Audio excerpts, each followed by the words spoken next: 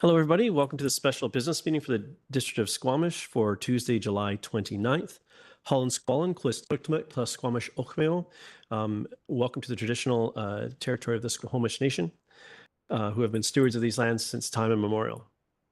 Please be advised that this council meeting is being live streamed, recorded, and will be available to the public to view on the District of Squamish's website following the meeting. If you have concerns, please notify the corporate officer present at the meeting. Can I have someone move adoption of the agenda, please? Moved by Councillor French, seconded by Councillor Anderson. All in favor? Any opposed? Motion carries. Thank you.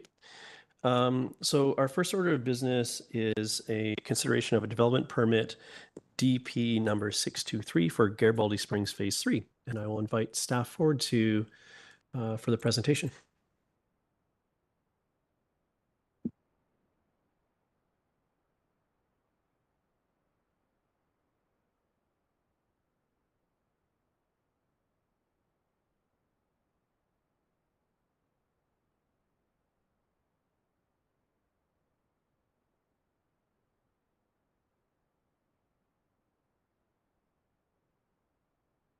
And just before we get underway, I just want to let everyone know the proponent and members of the public will be given the opportunity to be heard with respect to council's consideration of development permit DP 623 for Garibaldi Springs Phase 3. But first we'll hear from we'll have a presentation from staff and questions from council, and then we'll have a bit of a script to help us guide the conversation for that next part of the evening. So over to you. Go ahead when you're ready. Great, thank you. Good evening, Mayor and Council. My name is Jessie Abraham, Planning Consultant, presenting on behalf of the Community Development Department. Today I'm presenting Development Permit Application DP 623 with variances for consideration for Garibaldi Springs Phase 3. The subject property was previously Garibaldi Springs Golf Course that underwent a rezoning process in 2018. The district adopted the OCP Amendment Bylaw, Zoning Amendment Bylaw, and approved a land development agreement for the Garibaldi Springs site on October 2nd, 2018. A development permit for Phase 1 was issued in August 2020. The first phase is now constructed and occupied. The Phase 2 development permit was issued in July 2023 and is currently under construction. The subject property, as shown here, as lots C and D in the figure on the right, is located at the south area of the Garibaldi Springs site. The 3.27 hectare site is one of 3 residential nodes. Phase 3 is a previously disturbed flat site located east of Newport Ridge Drive. Adjacent lands to the north, west, and east are zoned P4 for park use. Land to the south is privately owned vacant land zoned residential. This DP application seeks to allow construction of 34 buildings with 123 townhouses. Housing units are 2 and 3 stories. The proposal includes 87 units that are 3-bedroom and the remaining 36 units are 4 bedrooms. A comprehensive architectural landscape drawing package is included in attachments 1 and 2 of the report. This DP is subject to DP Area 3 Universal Guidelines for form and character. The proposed building materials include fiber cement panels and board and batten. The proposed colors have been revised since the original submission and include 5 color schemes as shown here.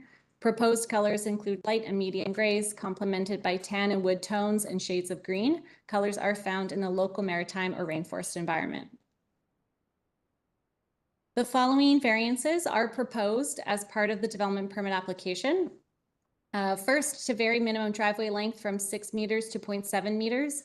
Due to the site constraints and curvature of the road, a minimum 6-meter driveway length cannot be maintained throughout the site. The applicant has agreed to enter a no parking covenant for driveways shorter than 6 meters to be enforced by Strata. Phase 2 received a driveway variance as well due to similar development constraints. Second, to vary maximum building height from 10.68 meters to 16.4 meters. As per the zoning bylaw, height is measured from the lower of natural or finished grade. Because additional fill is required to meet flood construction requirements, the finished grade is several meters higher in some areas and therefore height variance is required. Third, to vary minimum building setback radius for small trees from 2 meters to 1 meter. In an effort to provide trees along the strata roadways and given constrained locations, the landscape architect has proposed and recommends that trees with a small crown radius as narrow as 1 meter would thrive in the locations proposed. The applicant has confirmed that even though a variance is requested for setback radius, the zoning regulations for minimum soil volume, depth, and tree size will still be met. Access and parking. So access to the development site requires securing an easement and statutory right-of-way over the adjacent parcel to 110 Newport Ridge Drive and allows for an extension of Newport Ridge Drive, shown in yellow highlighted here. An agreement has been negotiated between the applicant and adjacent property owner.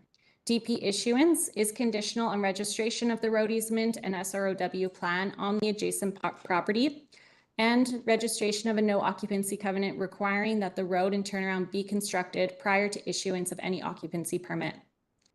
In terms of parking, parking is contained in garages in each townhouse. Visitor parking is provided by surface stalls dispersed throughout the site. 277 vehicle parking spaces are provided, which meets bylaw requirements. Class A bicycle parking for the development is contained in garages. Class B bicycle parking is located at the common amenity park. 6 covered spaces are provided. EV charging meets current zoning bylaw requirements, which require that at least 1 stall per townhouse have access to an energized outlet capable of providing a level 2 charge. The development includes trail connections throughout the site. Shown in blue is the multi-use path that will connect to phase 1 and 2 and the community park to the north. This path runs through the site and connects to Coho Park trails to the east. There will also be a sidewalk and bike lane connection down Newport Ridge Drive to the west. A common outdoor amenity space is located at the entrance to the site and adjacent to the green space and ecological reserve. The amenity space highlighted in blue includes accessible picnic table with chairs, playground, swings, and open lawn areas. The amenity space is centrally located and connected by sidewalks leading north and south. All common open spaces and pedestrian connections are secured through a public access right-of-way. 1 shared waste and recycling facility is provided and located in a central location on site. Landscape plantings throughout the site use a mix of coniferous and deciduous trees and a diverse mix of shrubs, ground covers, and grasses. Tree species are predominantly native species, and bare attractant plantings were removed from the proposal. The proposal is subject to DP Area 11 for wildfire hazard guidelines. The proposed landscape plan meets the guidelines, including guidelines for distancing of coniferous trees. This development permit was presented at the February 20th ADP meeting. ADP reviewed the project and provided the recommendations shown on this slide. Staff believe the applicant's response to the comments are sufficient and consistent with the DP Area 3 guidelines. In conjunction with DP 623, staff recommend that the LDA be amended as follows to reflect revised construction timelines and ensure consistency throughout the agreements. The current and approved LDA stipulates the habitat restoration or riparian planting must be completed by May 1st, 2025. Staff exercised their discretion to update this LDA timeline and in collaboration with the applicant established a new completion date. Given that the riparian planting will be completed in conjunction with construction of phase 3, it is recommended that the LDA timing be amended so that completion is contingent on the final occupancy permit. Similarly, the park and trail timelines were updated by staff and secured in the servicing agreement to be completed by September 30th of this year. Construction remains on schedule for this date. Lastly, the current LDA requires that no building permit be issued for this phase until construction of the Newport Ridge Drive extension is completed. However, the reality of the construction sequencing is that the road will be substantially built, but not completed until after townhouse foundation work has started. It is recommended that the LDA is updated to align with the construction sequencing and the road is completed prior to occupancy permit for any unit in phase 3. Project engagement. To inform the community, as per district policy, the project was posted to the district's development review and a development sign was posted on site. 5 letters were received regarding concerns for environmental protection, wildlife crossings, and beaver activity and fish passage. Staff responded that a beaver management plan will be included in the park operations and maintenance manual, which is required as a condition of subdivision prior to transferring the park and ecological reserve lands to the district. Notifications pertaining to the proposed variances were sent in accordance with the LGA. No additional comments have been received. Staff recommend that the development permit with variances be authorized subject to the following conditions. The variances are listed on the slide here, and the conditions listed on the second slide. Further, staff recommend the LDA be amended as described in the report. And that concludes my presentation. Thank you. Thank you very much. And as I stated earlier, the proponent and members of the public will have opportunity to make a submission to council on this matter, but we'll start with council questions. Council questions about what's in the package or what we've heard? Yeah, go ahead, Councilor Pettingill. Yeah, so it's mentioned that the driveway variance, length variance was used for phase 2. And sorry, I've lost track of the phasing and what's occupied and what's not. Is the phase 2 occupied, and have we had any complaints about the driveway variances? Phase 2 is still under construction, so not yet occupied, but correct, it does have a covenant for no parking on short driveways. Okay, and I think as my recollection is the driver for this is complaints we had received from other developments where, there wasn't a recognition that it was up to the strata to enforce, and we are constantly taking the heat despite the fact that it's sort of a strata thing. Has that sort of understanding permeated the community, or are we still hearing at other developments with these sort of mid-length, I'll call them driveways, still generating complaints to the district? Or do we know?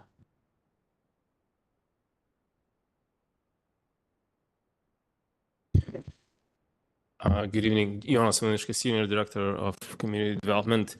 No, we haven't, to my knowledge, we haven't received complaints as of in recent years around the driveway length.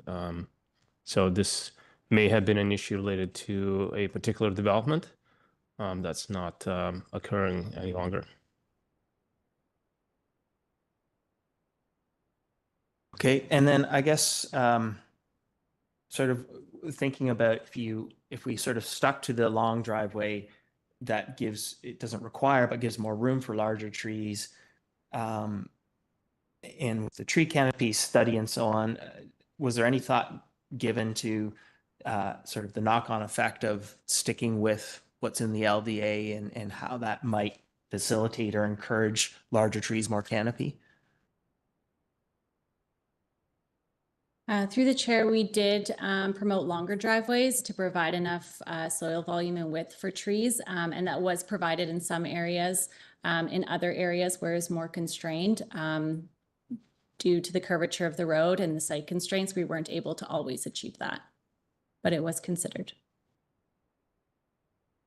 Okay, and I think one last one, it's in the DPA guidelines 36.6I, where staff had noted is not relevant, and it's multifamily, smaller visitor parking areas in close proximity to individual units or buildings are favored over large parking areas. Just curious why that is not relevant. Is that because driveways meet all the parking, or am I misunderstanding or getting confused about multifamily?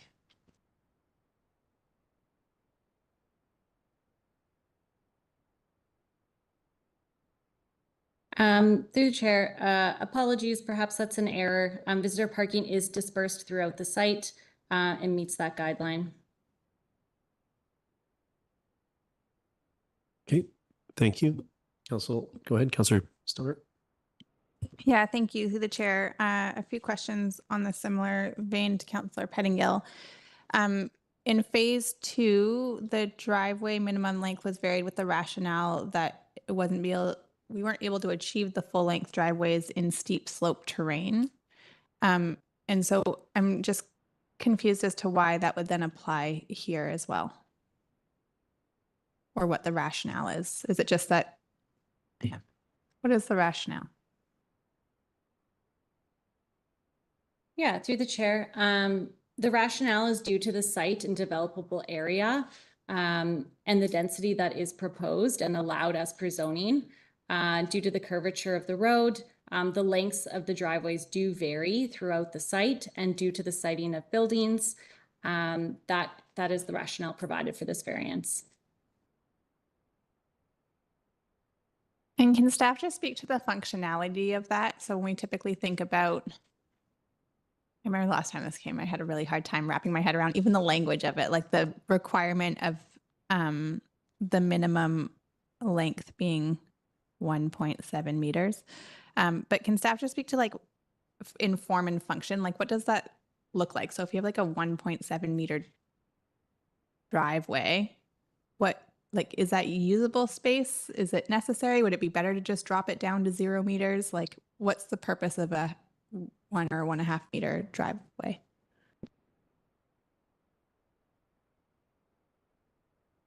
Through the chair, yeah, so the purpose was that it's still usable space for the tenant or homeowner to use, but not able to park a vehicle. And so specifically, that's what the no parking variance speaks to. Would you like to add? Yeah, I would just say that 1.7 meters isn't deep enough to park a car kind of at a 90-degree to the unit. And so that will ensure that people can't even squeeze a car on there. And just as a general speaking point, it's nice to have a little bit of a buffer between the house and the road and a little bit of space for totes or whatever things to happen instead of directly abutting. So it's just a bit of breathing room. So that wouldn't be provided for through like a setback or the sidewalk component. That is like that breathing room is driven by the length of the driveway? Not necessarily. In this situation, I think it's more just that the site is very constrained and they're just trying to squeeze everything in and maintain as much open space also as they can. So everything is a trade-off versus kind of providing parking or having more open space. Okay, I will chew on that. And then similarly with the height variance, so appreciate that. I think we're talking about elevating the whole area for flood construction level. Again, in phase 2, a height variance was granted because of the way that we calculate height of buildings, and that a number of those units in phase 2 were on steep slopes, and so the calculation was different. Why does that apply? Like, why does that apply here? There's no steep slope, so why the height variance? Through the chair, so the height variance is proposed to accommodate additional fill that's required on the site to meet the flood construction requirements. So the zoning bylaw does require that building height is measured from the lower of natural or finished grade. Due to the fill required on site, natural grade is several meters below finished grade. And so there's no actual change to the building height per se, but the way height is measured, it'll be measured from below the fill. The definition of building height, is that something that we define? And can we then change the definition if this continues to be an issue? Through the chair, it's defined in the zoning bylaw and it's something that we wrestle with, and it's highly site specific. So in some cases it makes sense to measure it from the natural grade, and in other senses it makes more sense to go from the finished grade, but that's not the way the bylaw is worded. It's hard to accommodate every situation. All right, that is outside the scope of this evening's conversation, but thank you for entertaining the question. Speaking of height of the finished grade, I am just curious if staff can speak to the flow or connectivity of the multi-use path on the east side of the parcel in connection to Coho Park trails. So if this whole, the package was so big, my computer had a hard time opening it. So what are the grades that we're talking about in terms of elevation down to natural grade? Yeah, so through the chair, the initial proposal proposed a staircase down because, again, the development is several meters higher than the natural or adjacent grade in the park. So there would have to be a grade change in order to meet the Coho Trail network. So the original proposal included stairs as per feedback from ADP to be an accessible trail. It was then updated to include a ramp instead. And so it is a gravel ramp, and it does project into the park east of this parcel. However, it was able to meet accessibility requirements, and the grade is a maximum of 5%. Thank you for that clarity. And last question for now was the waste room requirements. It seems odd that we are just requiring one waste room for a development of this scale. I guess I'm just confirming that that actually meets our guidelines, and that's how we expect large scale developments of 123 townhomes just have one waste room. Through the chair, correct. So it was reviewed against the district's guidelines. It was also referred to GFL for review, and the design met their approval as well. Okay, council, other questions? I'll venture one or some of my own. The driveway piece, the height, I understand. The driveway piece, I want to make sure that all the parking, like none of the driveways are counting in the parking assessment, right? All the parking is provided inside, and any driveway that is able to exceed the minimum isn't accounted for here. That would just be in addition to, if any end up being longer than the minimum that we're considering here. Is that correct? That is correct. So all the parking is located within garages or is visitor surface parking stalls. None of the driveways are counted towards parking requirements. Okay, thank you. And then it's become the practice, I want to make sure that it is here as well, that we've been sort of establishing those garages to function in the Squamish context, whether that's a Tacoma or whatever that measurement is that and that there's room for some toys as well as parking. Can you speak to the standard that we should expect here and was?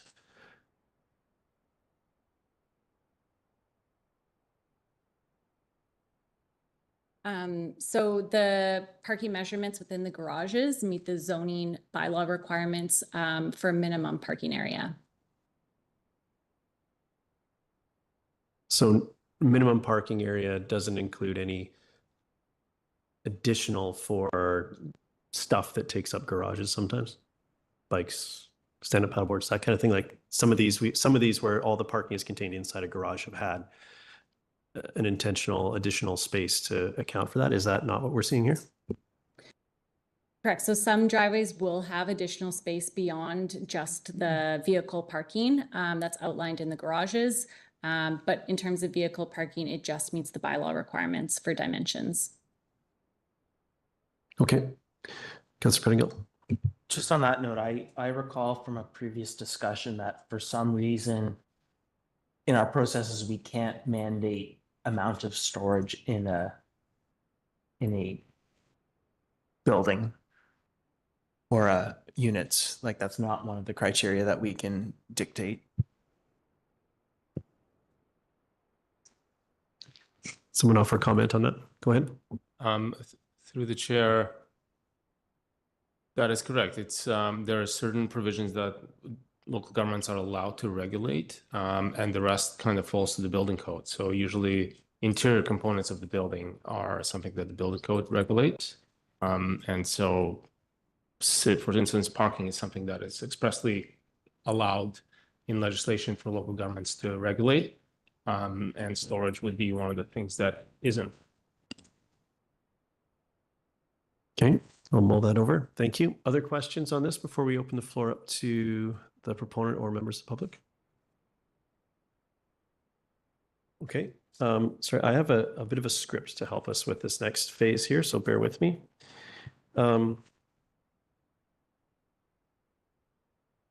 So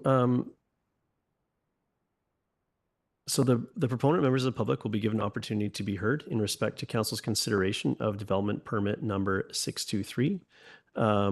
The proposed variances to the District of Squamish's zoning bylaw number 2200/2017 are outlined in the development variance permit included as part of the agenda and available on the district's website. Members of the public are reminded that you may only speak to the proposed variances. We're trying to make this a safe space for everybody to voice their opinion without interference from others. Therefore, I ask that members of the public maintain order and quiet during the process. Please do not applaud or interrupt any speech or action of members of council or any other person addressing council. All speakers will be given a maximum of 3 minutes to address council. For all speakers, please start your remarks by clearly stating your name and neighborhood. And just for those that haven't engaged with this, this isn't an opportunity to debate with staff or council. This is an opportunity for you to make a submission to the process. Following, after we've received some submissions, we'll go back to council and see if any of those submissions have triggered questions for council to ask to staff. So that's the process that we're undertaking here.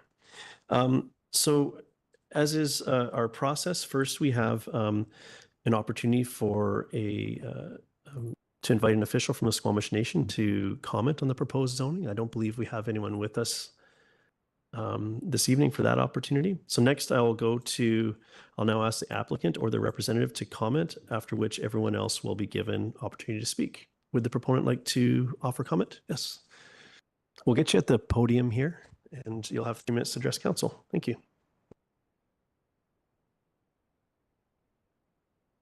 Planning to speak tonight, but I'll just talk briefly about the driveways, because I've been doing projects in Squamish now for 9 years. There's a unique bylaw here that I think was meant to deal with people parking on driveways that are too short. So and I'm probably getting this a little bit wrong, but it's either you're 0 or you're 6 meters, right? And what we're always varying and what we're asking for is something in between. And the main reason is so we can plant trees. That's the main reason. If we don't, these sites are getting so tight, and to get the homes to an affordable size and price point, we got to, maximize their density. And to do that, it requires shortening up driveways. That's just the reality, especially when you got unusual sites like this one. So the less than 6 is so we can plant trees. The way you deal with and the reason why maybe you haven't heard too many complaints about parking on aprons, it's how the bylaws are enforced by the strata. So the way we set up our bylaws that we give to the strata is there's very strict rules about parking. Most of it gets dealt with by explaining to the strata that if you have a car on the apron that's not allowed to be there, the fire truck can't come in, your insurance is void. And that very quickly gets the strata policing it and gets the cars off of the aprons. The other thing that we do is I sit on strata for a while as a member for, 6 months, 8 months until, we hand it over. And in that time, we sort of educate them on how to deal with, because there are usually just a few offenders repeatedly. Eventually, you tow someone and then it's over. And so one of the things that was mentioned, we have built the first phase of this community, Highline. Homeowners have been living there for a couple of years now. We haven't had any complaints. So just to answer that question. The other thing is the measurement of the height of the building. We're consistently on all these projects asking for a variance, and it's nothing other than a technical way that it's measured from natural grade to the fill. In other jurisdictions, that's been kind of worked out, that we understand that we're raising the grade to meet the bylaw for flood proofing, and it should be measured from the new grade to the height, because these are not atypical townhomes. They're very standard height. There's nothing unusual about them. So that's just a kind of a technical glitch how they're measured. And the last thing is just on the garages. So in Squamish, we overheight all of our garages. We don't do that anywhere else because we know that there's stuff on top of the trucks. There's bigger trucks. And also there are areas in the garage for storage. It's just not a square for the parking. There's other parts. So thank you. Thank you very much for your submission. So now I'll go to members of the public. Each speaker will have up to 3 minutes to address council. First, I'll call on speakers participating in person. Please raise your hand and wait to be recognized and approach the podium. Instructions are available on the district's website for online participants, and there'll be a moderator who will communicate with people participating online. Is there anyone that would like to make a submission in this matter? I don't see any hands in the room. Oh, no, you're starting with in person. Thank you for the clarity. So is there anyone in the room that would like to make a submission on this matter? Yes, okay, come on forward. You'll be at the podium there. And if you could start by stating your name and neighborhood or address if you feel comfortable, you'll have 3 minutes to address council. Thank you. Thank you for the opportunity. My name is Cam Cairns. I live on 1008 Regency Place, which is right about there in the project. My one concern is parking. And I haven't had the chance or asked Polygon if they have provided a parking area back in the park area or in the allotted area for the homes. But my concern is Newport Drive will be filled with cars, which is people need to park. And at 123 units, there's going to be parking requirements. So my question would be, are there concepts or ideas in place right now for, say, resident-only parking in the cul-de-sacs on Newport Drive, or one-side parking on Newport Drive? Just where will all these cars go? Because if there's 123 carports, there's going to be 123 cars. I had a family of 5 and I had 5 cars. So it's a concern for parking. It's always been this issue in Squamish, but if somebody could address that, I'd appreciate it. That's it for me. Okay. Thank you. Thank you. We'll see if council picks that, can get some clarity on that going forward. Is there anyone else that would like to make a submission in the room on this matter? I'm not seeing anyone. I'll check with our online moderator. Is there anyone online with their virtual hand up? No, not at this point. Okay, I'll go back to the room. And I suppose this is a final call for speakers on this matter. I don't see anyone in the room. I'm gonna go back to our online moderator just to triple check that we've given everyone an opportunity that wanted to speak. Yeah, nobody with their hand up online. Okay, thank you. So the time for public submissions is now closed. I'll ask council if there are any further information that the planning department might provide in response to any comments or questions raised by members of the public. Councillor Pettingill. I'll take the bait on that one. I guess I'd look for clarification from staff. I think we heard, or my understanding is, although we're talking about potential variances to driveway lengths, none of the driveways have been considered as part of parking. So there's nothing before us asking to vary or change parking. So there isn't really an opportunity to address parking in this decision. Is that accurate? Correct. The parking meets the zoning bylaw requirements. Okay, and then just maybe taking a little bit of a step out, but given the question, my understanding is, although there's been some discussion about parking management, we've gone with a pilot project at Darrell Bay. That's where we are at the moment. There are sort of ongoing discussions about things like resident-only parking and so on in general, but we haven't landed on anything in particular in any particular areas. Is that an accurate assessment of where we are?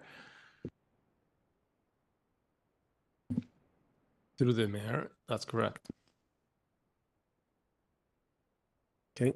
Any other questions, council? We do have the recommendations before us if we're ready for that. Councillor Hamilton? Yeah, thanks. I'll move the staff recommendations. Yeah, I'll just check with staff. We do those can be done as a group. Okay, and that was your intention, all of them together. Is there a seconder for the motion? Councillor French seconds. Go ahead, Councillor Hamilton.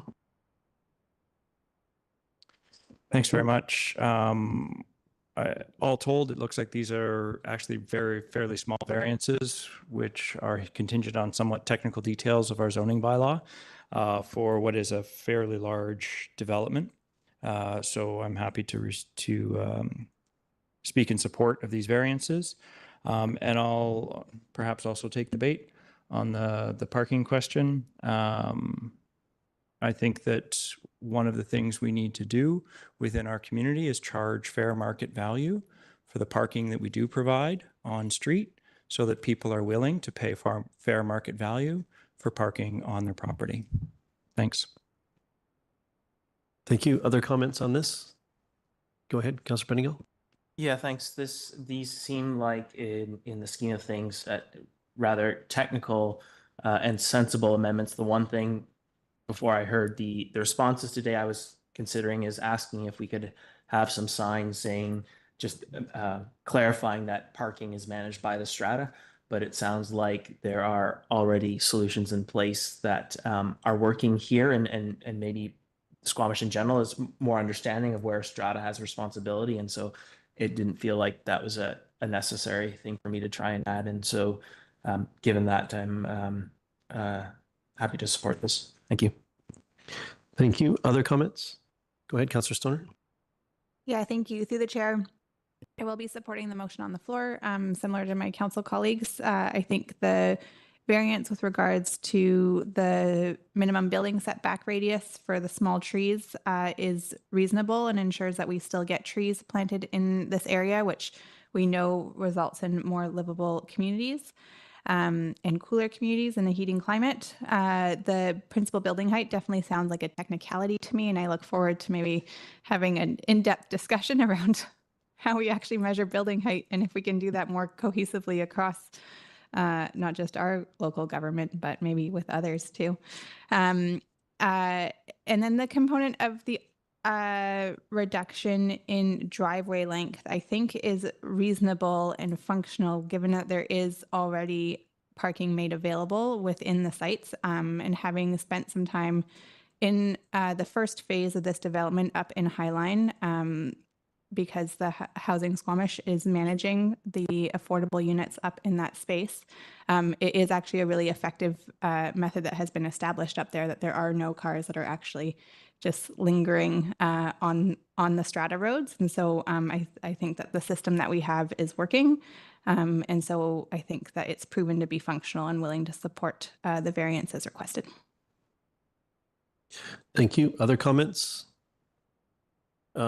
Speaking in support of the motion, I think, as others have stated, I think the variances here are well reasoned, and the majority of them very technical in nature. I think the issue raised around parking sort of off-site, I think, is something that is an important consideration. It's not material to this decision here, as we're not, being requested to vary the parking requirements. It does meet the bylaw, which we are often asked to vary these requirements. So I'm happy to see that. I do think that it does.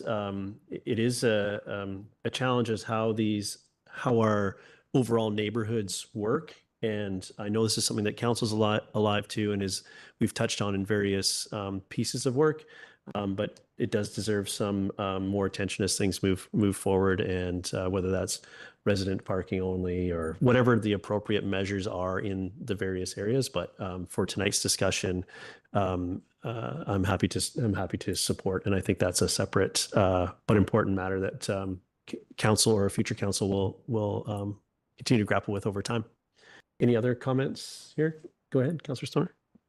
I did already speak, and this will not change my support for the motion, but I am, because this item is not being varied, it's not something that we have discretion over here this evening, but I do have concerns around the waste room setup and something for us to consider as we go forward. I think we're setting ourselves up for not the most ideal scenario when we have one waste room across 123 townhouses. And if I look at the map, if you're at the far end, like you're getting in your car to bring your garbage and your recycling to the waste room, which I think is contrary to what it is that we're trying to establish in walkable communities. And so I will leave that as a comment for the proponent to consider if there's any opportunity to address that in the short term with this particular proposal. And if not, then I think it's something that we need to turn our mind to in terms of our development permit and zoning bylaw. Thank you. Fair comment. I will call the question. All in favor and opposed? Councillor Greenlaw opposes. Motion carries. Thank you very much. So moving on, our next order of business is District of Squamish zoning bylaw number 2200-2011 amendment bylaw for 39884 Government Road. Back. We'll give you a minute to get set up. It'll be over to staff.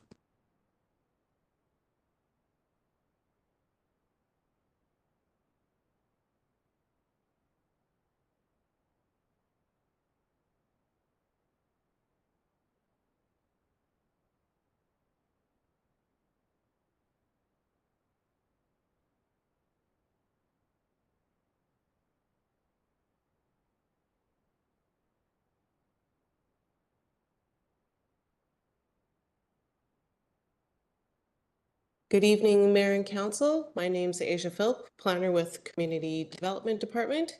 And tonight I'm presenting a rezoning application to add one new mobile home to an existing mobile home park located at 39884 Government Road. The application has not previously been presented to Council and is brought forward tonight for consideration of first, second, and third reading. The existing mobile home park is located at 39884 Government Road in the North Yards neighborhood. The property is zoned Residential Mobile Home Park, or RMH1 for short. The surrounding land uses are residential to the north and west, and vacant undeveloped lands to the south and east. The owner of the park has applied for a rezoning to add the one mobile home to the site in order to accommodate a tenant from the Riverside Trailer Park located at 41119 Government Road. This park is in the process of shutting down and evicting their tenants. The rezoning is required because the park at 39884 Government Road is at the maximum density permitted in the RMH1 zone. The rezoning application proposes to amend the RMH1 zone to firstly increase the maximum density from 20 units per hectare to 22 units per hectare, and secondly, decrease the minimum rear setback from 7.62 meters to 5.0 meters.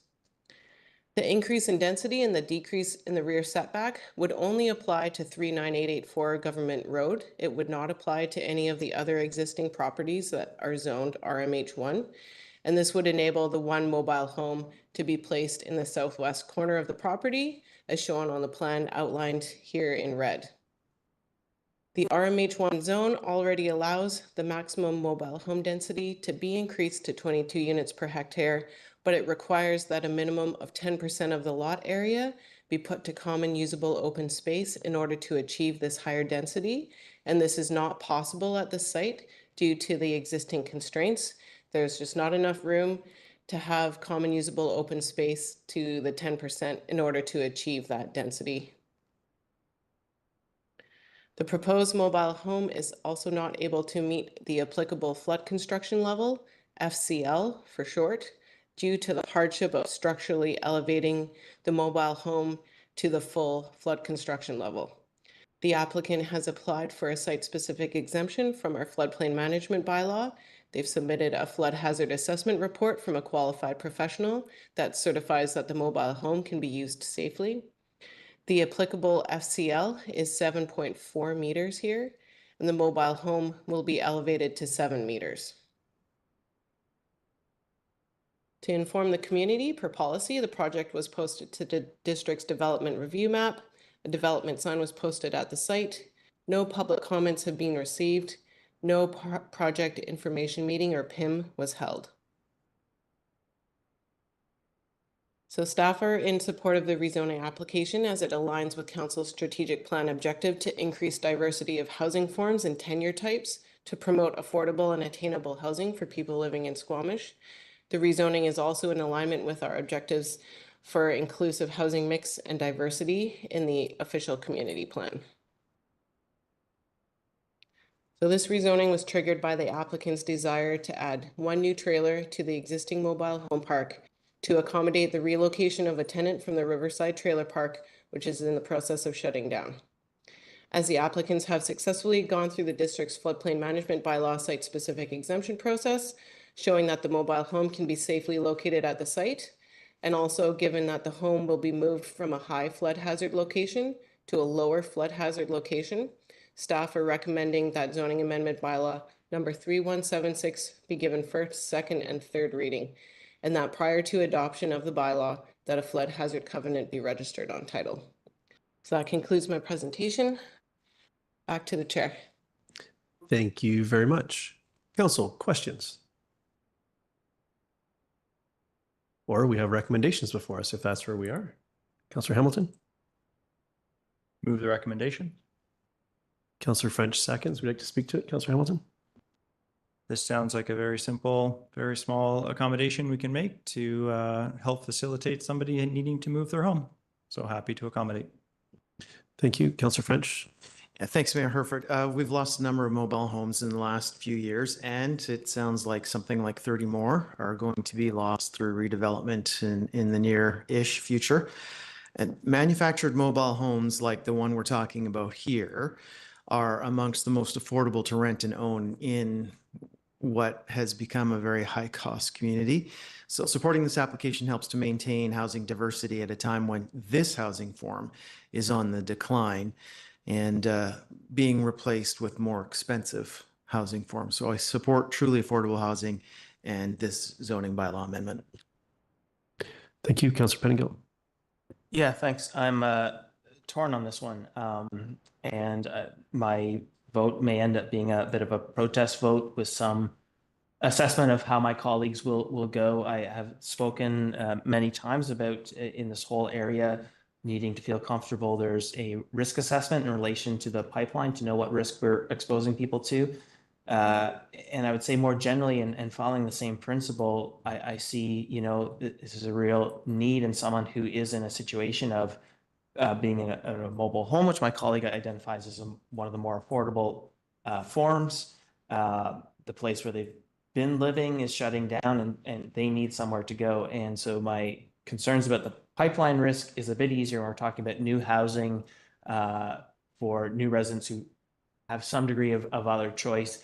I feel like there's less choice here, but there's that exposure, which is not clearly defined yet. And then the, flood hazard, it's, I guess, maybe yelling out the wind a little bit, but the folks that it's frustrating to see the different exposures of risk to people at the, in the more affordable spectrum, and, who gets to live in the safest places, I think is a challenge in many respects. And so, still a bit undecided on my vote, but if I vote against, which I may do, it will be to really try and flag and draw attention to the risk and who's being exposed to various risks in our community. Thank you. Other comments on this? Councillor Stoner? Yeah, I will be supporting the motion on the floor and want to thank staff and the proponent for finding a path through and doing the work to ensure that this continues to be a safe decision for the folks who are relocating and continues to provide a solution for somebody who just wants to call Squamish home. Thank you. Other comments? Speaking in support of the motion, I think, again, this is well-reasoned and makes good sense to me. I have similar concerns around the flood piece. I knew it would be a concern on this site, being quite familiar with the area. And this is the first time I've really contemplated something that is akin to retreat, not just defend. So I think on balance, I'll be supporting the motion as this moves to a safer spot than currently it currently occupies, which is a net gain, and as well as the rationale provided by the rest of the rationale provided by staff. So I'm glad that a spot was found to accommodate this, so we don't lose any members of our community's ability to live in their home. So happy to support. With that, I'll call the question. All in favor? And opposed, Councillor Pettingill opposes, motion carries. Thank you so much. So council, next up we have the consent agenda.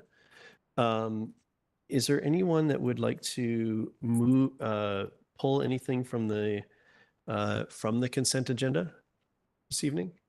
And I just want, with the caveat, I just want to say that we, as per usual with our consent agenda, we don't have staff in the room to address everything there.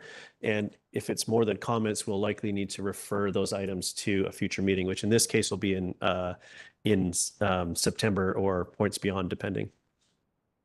Unfortunately, it's not an opportunity, even when people likely want to say something nice to us. Thank you very much. Thank you very much. The process, it limits people saying nice things too. So thank you so much, sir. So I just wanted, that caveat is if anything pulled here, we'll be able to speak to, but we may be September or later by the time we get there, given we need to dig ourselves out from the break. With that in mind, Councillor Stoner. Thank you. I'd like to pull item 5B1. 5B1. Okay. Thank you. Anybody else? Councillor Pettingill. 5D I think, the quarterly key projects update. Okay. Anything else?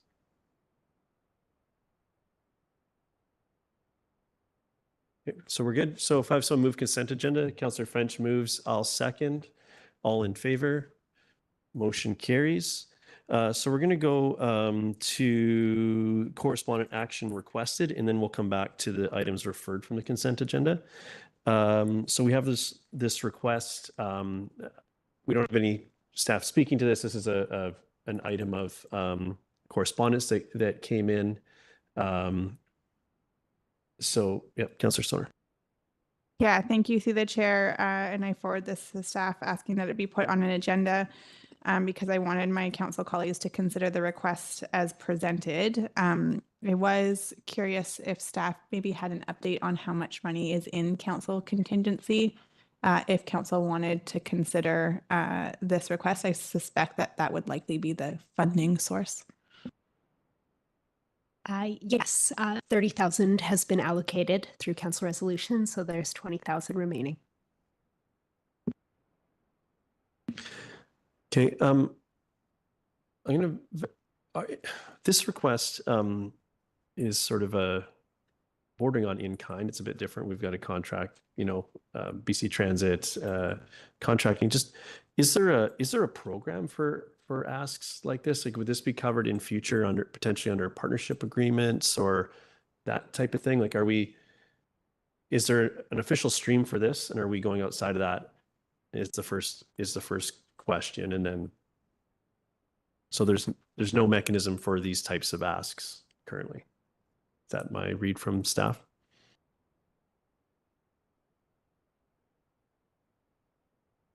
Like, there's not a program for this, or is it like, I just want to make sure that if we're about to consider direction from council, is there somewhere else to direct this to that has a process that can be assess this on its merits?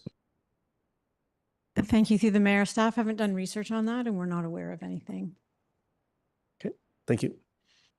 But this type of thing could be considered in a future partnership agreement if this is as well as anything that wherever council goes today.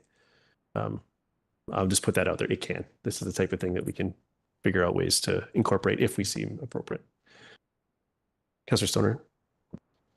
Yeah, thank you. Through the chair. I will propose that council provide 36 monthly bus passes and 84 ticket sheets to the Squamish Welcome Center support program for migrant workers to support migrant workers on closed work permits for the next 12 months, with the cost being covered by council contingency. If it's seconded, I'll speak to it. Seconded by Councillor French. Go ahead. Yeah, thank you. I think that this is an important and timely request that came forward from the Squamish Welcome Center in terms of protecting some of our most vulnerable members of community. As we know, many of our immigration and migrant support systems are facing financial challenges because of changing funding landscapes at the federal level.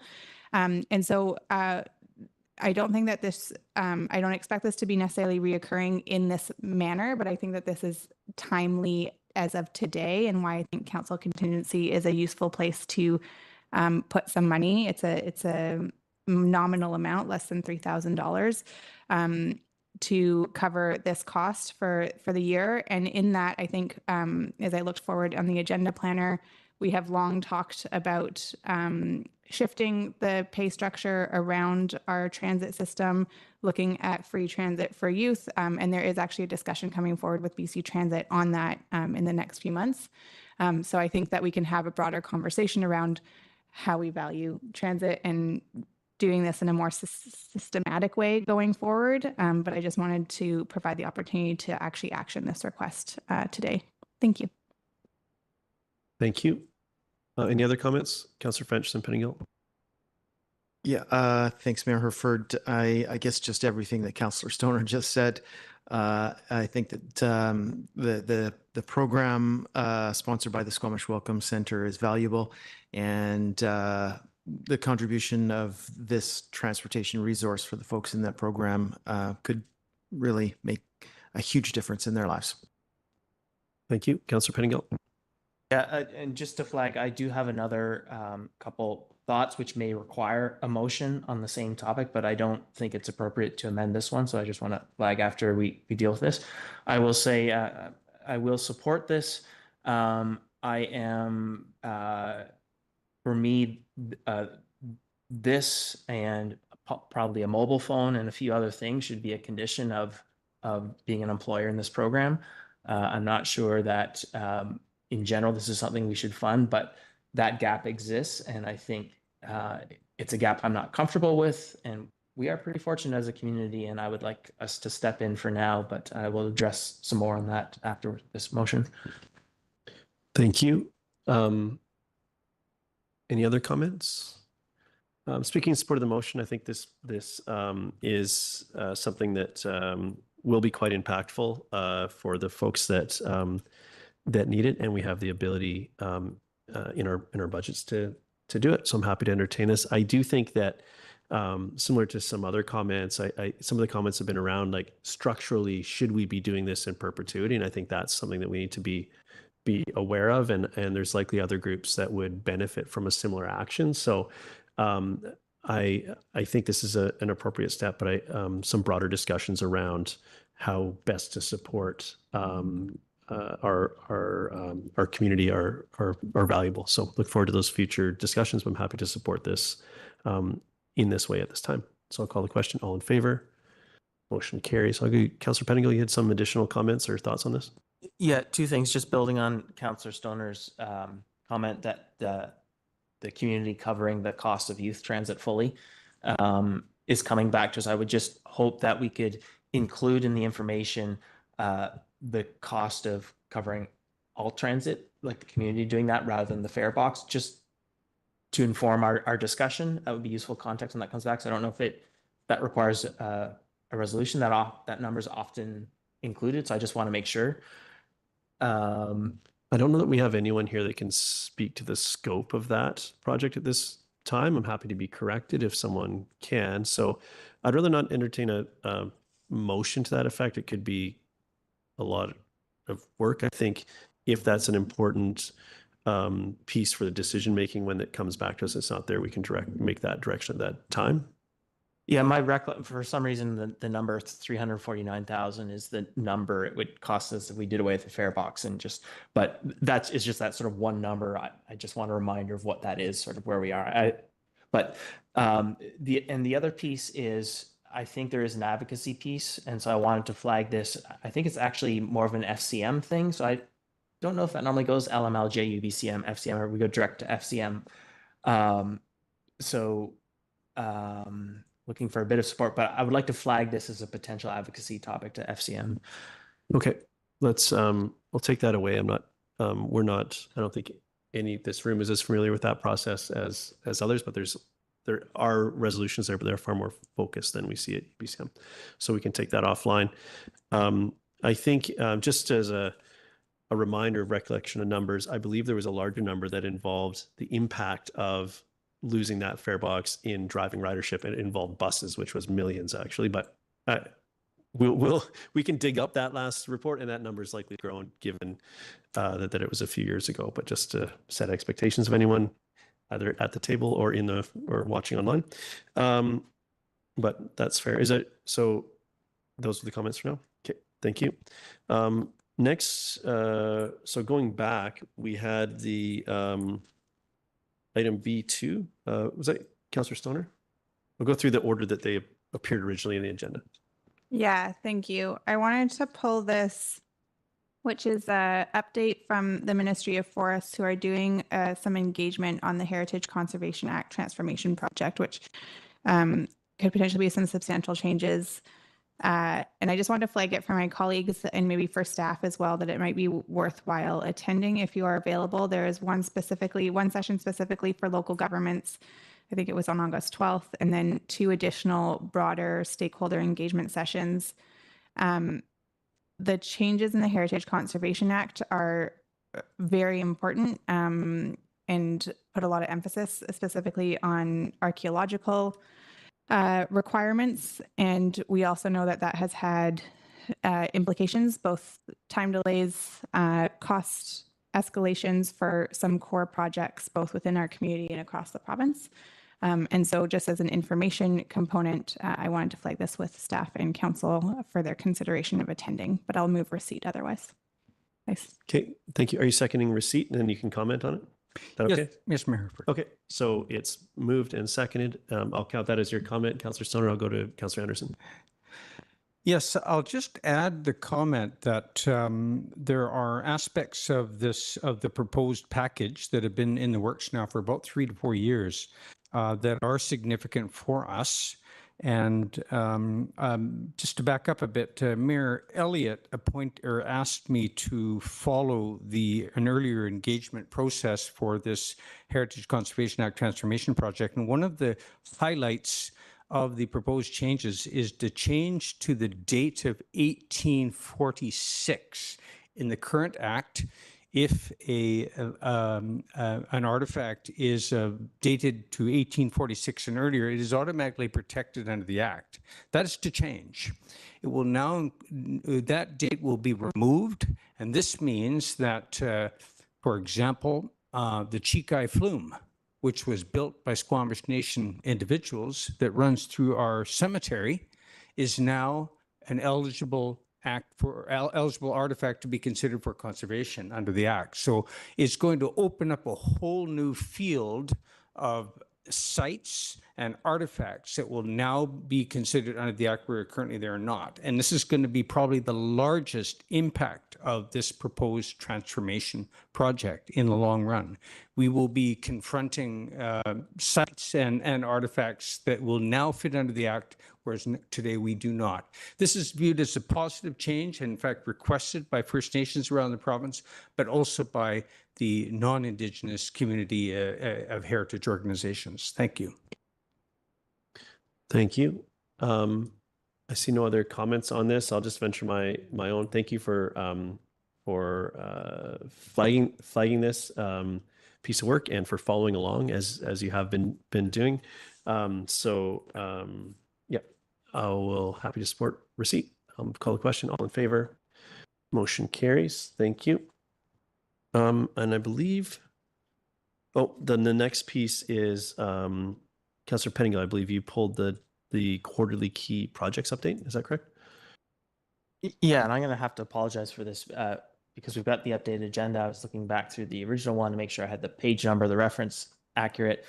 And I see in everything, I got my wires crossed between Adventure Center and Brennan Park and misinterpreted a line here. And so I actually, at this point, do not want to speak to this. So I would just move receipt. Okay, I'll second that. Any comments on the report or anything at this point?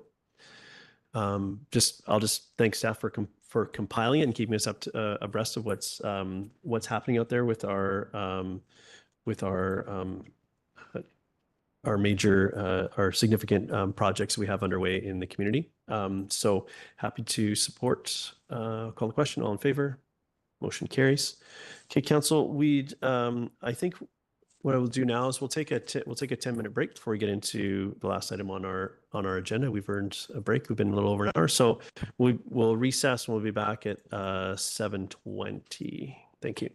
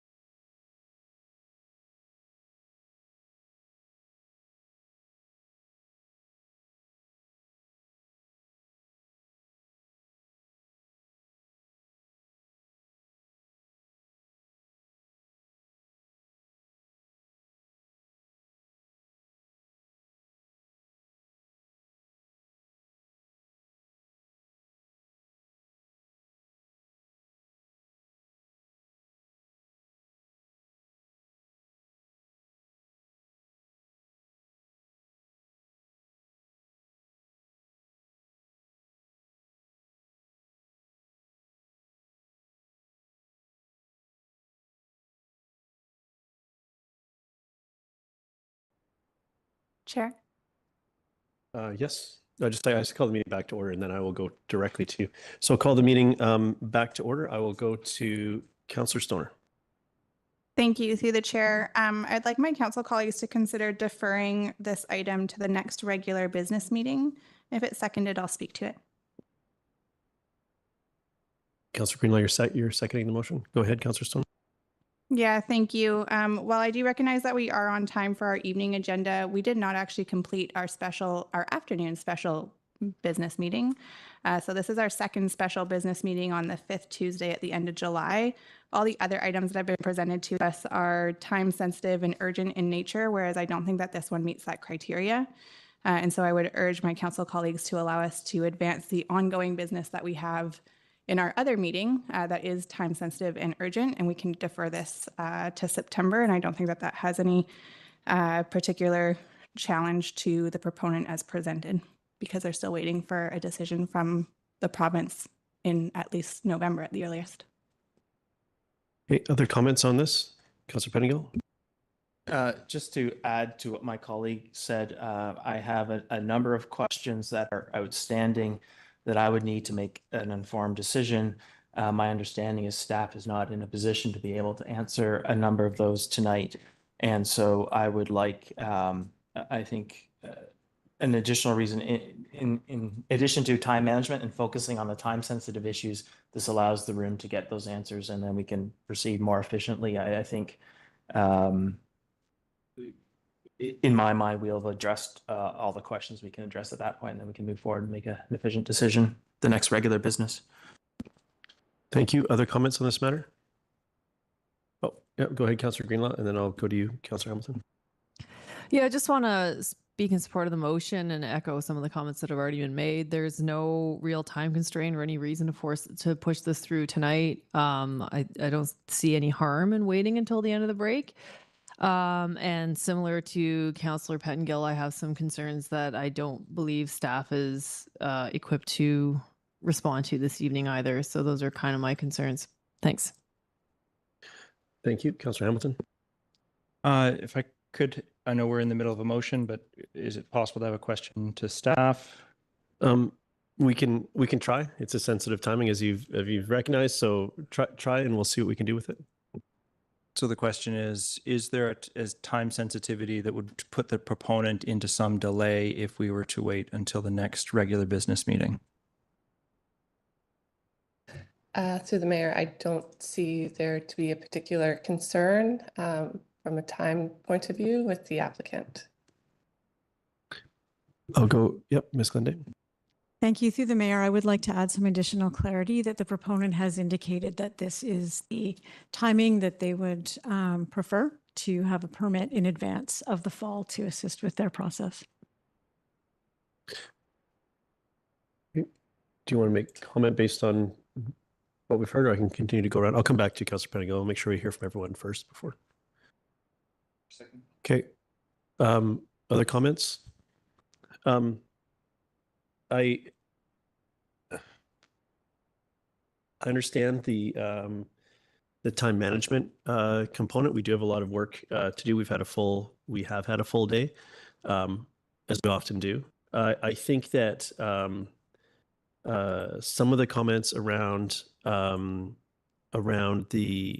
unanswered questions, we do have by supporting this motion, we are missing an opportunity to provide, if that's the case, and this is information that will be critical to making the decision at the next touch point. By deferring here, we're missing an opportunity to provide that guidance and articulate those specific questions to our staff, which staff have been relying on comments to date from the last meeting. So this is our opportunity to engage with this subject matter, provide more clarity, potentially pass a motion that explicitly asks for what articulates what those things are to the best of our ability. I think that deferring right now could also be a challenge to, like, we have that month for that work to happen, for it to come back to answer the specific questions. And so if that's the bulk of the argument, I would argue that engaging with this now in a way that could result in clearly articulating what those issues are by way of motion of council, then we would be better served to get to a point where everyone felt comfortable making a decision one way or the other if there's missing information. So I won't be supporting the motion for those reasons. Yeah, I'll continue to go around if there's anyone that hasn't spoken yet, and otherwise I'll go back to Councillor Pettingill. Councillor Pettingill? Yeah, just a question of clarity. My understanding is that the proponent is unable to act on a second flotel until an EAO decision, which we estimate in November, sort of regardless of what we do, and the first flotel is already in place. And so regardless of what we do, their timelines are largely set by the EAO in terms of what they can do, is my understanding. Okay. Is that half a hand, Councillor Hamilton? Go ahead. Thanks very much. I'm torn here on the content in the viewing this as an opportunity to ask more questions. If you have further questions and require further information, I think it's important to not defer this conversation, because if you have questions, we need to ask them so that they can be potentially addressed. On the issue of having something come to our agenda because it's the proponent's desired timeline, I think that it's really important for us to think carefully about how many proponents have tried to get on this agenda and get deferred for urgent reasons, important and urgent reasons. And so from that perspective, I'm disappointed that the proponent is pushing this agenda so strongly to get on this agenda. But I do understand so quickly when there is not an urgency because they are waiting for the EAO decision. But on balance, I believe we need to make a decision on this efficiently. And if councillors have questions that need to be answered before they can resolve a decision, then we should have that conversation now, and they should ask those questions. And just for clarity, there was not an item that was ready to go through our process that was bumped to allow this to be here. This was everything that was ready to. We are seeing a big day because it's a swell of trying to get everything that is ready for council through council prior to the break, but there wasn't any item bumped to make room for this. Just for point of clarity, Councillor Pettingill, and then only to. Yeah, and just for clarity, I have articulated clearly my questions to staff, and again, that's how I have the understanding that they're not prepared to answer them all tonight. And I understand there is some risk that all of them may not get answered, leaving it at that.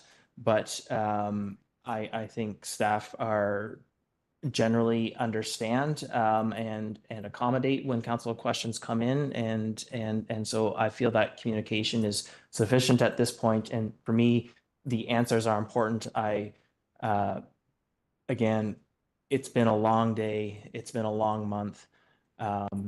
This is not a priority, and so I would rather address with the best information we have. I don't want to repeat myself to the council to my questions. I don't see that as valuable at this point. But if that's where we go, then we will do that. Okay. I think everyone's had fair opportunity to comment on this. I'll call the question. All in favor? And opposed? Councillor Hamilton, Councillor French, Councillor Anderson, Mayor Herford opposed. Motion fails. So we're back to the agenda, and now I'll turn it over to staff for a presentation. Thank you. Good evening, Mayor and Council. My name is Robin Hay, planner with the Community Planning Department. I'm joined by Jonas Vilniskis, Senior Director of Community Planning.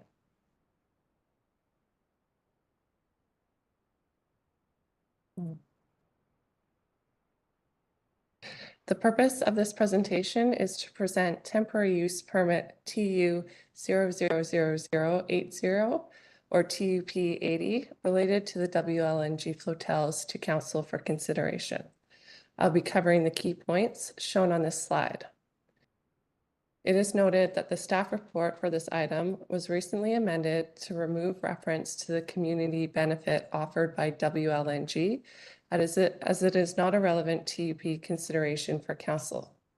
The proponent still intends to provide a community benefit. However, Council cannot consider the offer in relation to the decision tonight. Wait, microphone, please. I'm really concerned because we've just heard we can't consider it, and then staff, and it's been pulled because of that, and then staff are reiterating that this is happening. And so, like, how do we... Any comment on process here? I think it's an interesting situation where we did have something included in a report. I think speaking about why it was removed from the report is useful context. I'll go to corporate officer perhaps to comment on the concern.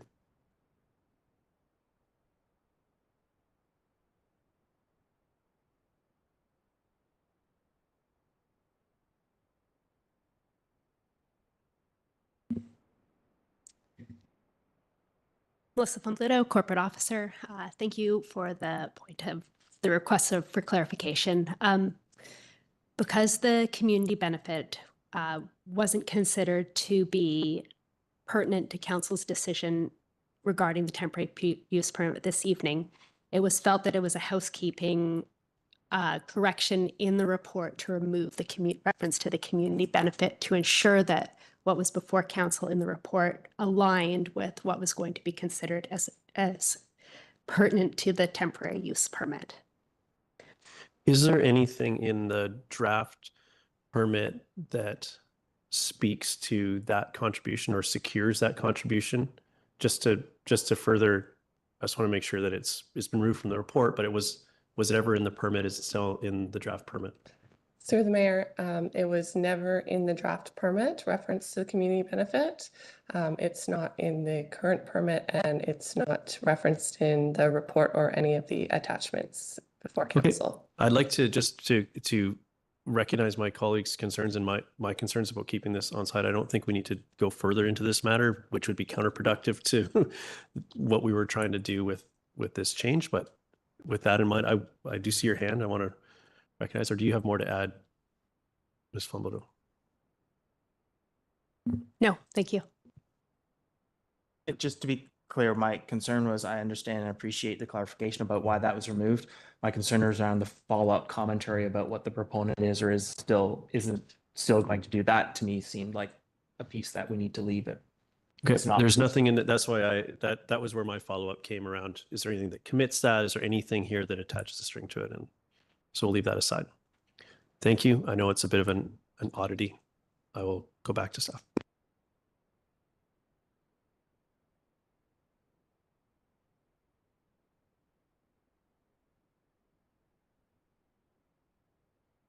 Received environmental approvals from the Environmental Assessment Office, or EAO, Squamish Nation, and the Impact Assessment Agency of Canada, or IAC. Construction of the facility began in 2023, and project completion is targeted for the end of 2027. This TUP application does not extend to the WLNG facility itself or the Fortis pipeline currently under construction. To support the construction of the facility, WLNG proposed temporary worker accommodation at the project site in the form of a flotel. In 2023, approvals from the EAO and Squamish Nation were granted for Flotel 1. Additional authorizations have also been granted by Vancouver Coastal Health, Transport Canada, the Department of Fisheries and Oceans, and the BC Energy Regulator. The province issued a compliance order that required WLNG to deploy Flotel 1 to site and to use the vessel for non-local workforce accommodation by June 21st, 2024. Shortly after the order, WLNG withdrew their associated TUP application and moored the flotel at the site. WLNG does not have a land use authorization from the district for the use of Flotel 1. The TUP seeks to bring Flotel 1, shown in gray, into compliance with the district's land use regulations and authorize a second Flotel, shown in blue.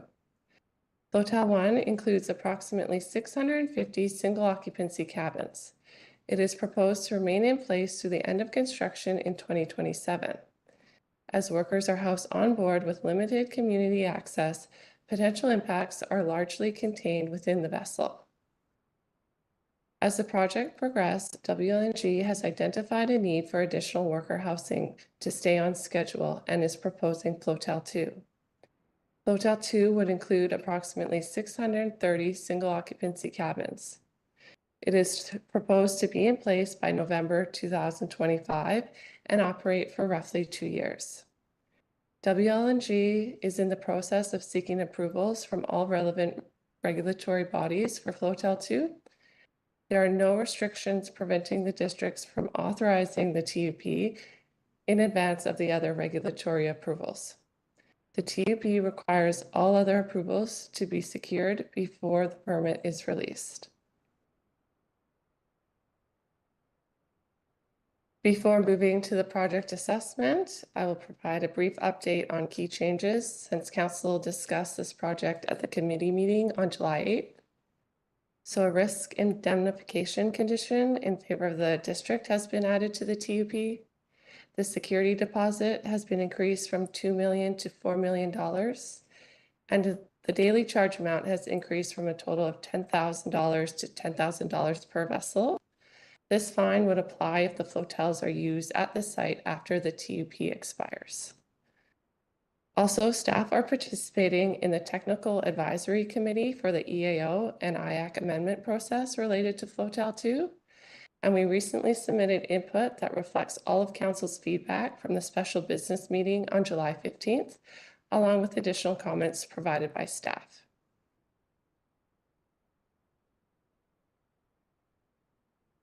The TUP provides Council with a mechanism to consider the temporary use of land for workforce housing.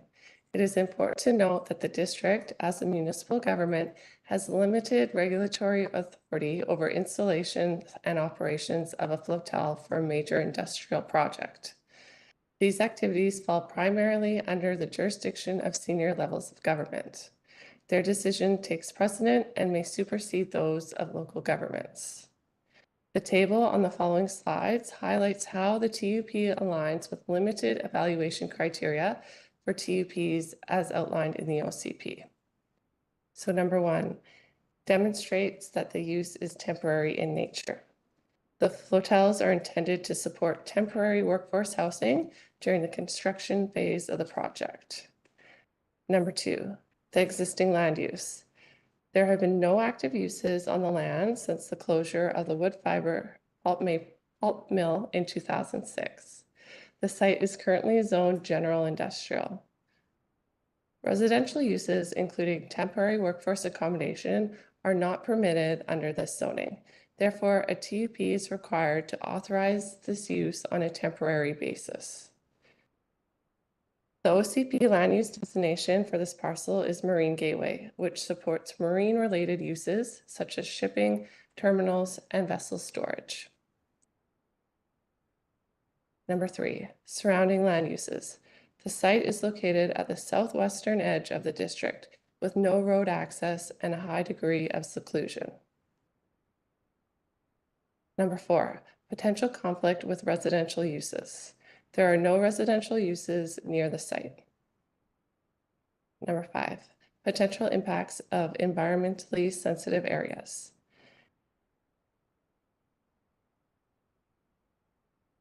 Environmental impacts related to Flotel 1 have been reviewed by the DFO and received a Fisheries Act authorization. As a result of this federal approval, a district DPA1 permit is not required. Flotel 2 will also be reviewed by the DFO, and district staff will assess whether a DPA permit is required based on the outcomes of that review. Under the TUP conditions, no waste, including sewage or wastewater, will be discharged in the district. Waste will be transferred by barge to other facilities. Number 6, provision of adequate servicing that meets health requirements. Flotel 1 holds all required permits from Vancouver Coastal Health. Flotel 2 will be required to obtain similar approvals, ensuring compliance with public health standards. Number 7, duration of the proposed temporary use. A TUP can be used for a term of up to 3 years, and it can be renewed once for an additional term of up to 3 years. Staff recommend that the TUP be approved for the full term as proposed to ensure that impacts on housing in the community are minimized for the duration of the construction. Number 8, relevant policies within other sections of this plan. OCP objectives speak to addressing the need for housing generated by industrial projects and employer-assisted housing programs. Many of the other OCP provisions, such as those related to medical services, emergency management, security measures, operational procedures, health and safety, are not directly applicable to this TUP, as they are the jurisdiction of senior levels of government. These authorities take precedent over local government's jurisdiction in such matters. As a result, the scope of the TUP is limited to land use consideration within municipal jurisdictions. Now moving to other considerations. The Henriette Lake Dam discharges into Woodbine Creek at the project site. Questions have been raised about potential risks to the flotels in the event of a dam breach. It is important to note that the TUP does not trigger any criteria under Development Permit Area 2 or DPA2, which relates to protection from flood hazards. Therefore, a DPA2 is not required and a hazard assessment is also not required. However, to address the concern, modeling by a qualified professional has been provided, which shows that in the event of a dam breach, the resulting wave height at the flotels would be similar to a typical wind-induced wave and significantly less than a 5-year storm wave. The wave impact is considered insignificant. It is also noted that the flotels are designed to marine engineering standards, prioritizing safety and stability in dynamic marine conditions. They are capable of withstanding wave activity well beyond what is projected in a dam breach scenario. However, as an added measure, WLNG has agreed to include a risk indemnification condition in the TUP. This condition ensures that the district is not liable for any risks related to potential dam-related hazard events. Now turning to transportation. The TUP conditions state that all workers residing on the flotels must be transported to and from the flotels by vessel from locations outside the district, except in extenuating circumstances. The permit holder must keep a logbook of workers transported for such circumstances and provide it to the district upon request. In accordance with the environmental assessment certificate, workers who are not residents of the district before September 2023 are required to reside on the flotel unless an exemption is granted. And workers residing on the flotel are not permitted to access the district via marine transportation for recreation or other non-work related activities. Workers exempt from the flotel residency access the site via Darrell Bay Ferry Terminal. As they are not part of the flotel accommodation program, their movements is outside of the scope of the TUP, and any associated traffic impacts should be considered separately. Minimal traffic impacts within the district are anticipated as a result of the flotels. In terms of the security deposit, the TUP conditions requires a $4 million deposit to be provided. The general manager may authorize the use of the security deposit to ensure compliance with any permit conditions. The security deposit would be released upon expiry of the permit, provided no further decommissioning or restoration is required. If the security deposit does not fully cover any outstanding costs to the district, The permit holder will be responsible for the remaining amount in accordance with the TUP conditions. A public information meeting led by the applicant was held on July 2nd. The application was posted on the district's development showcase, and the PIM was advertised on the district's webpage and e-news. It was also advertised in the Squamish Chief and on WLNG's social media channel. Approximately 16 members of the public attended the meeting. Under the Local Government Act, a public hearing is not required, and one was not held in accordance with council direction. As per legislative requirements, notice of tonight's TUP consideration was published in the Squamish Chief. Now turning to the recommendation. The recommendation is that council authorize TUP 80 for a 3-year period, and the mayor and corporate officer be authorized to execute the TUP once the prior to release conditions are met.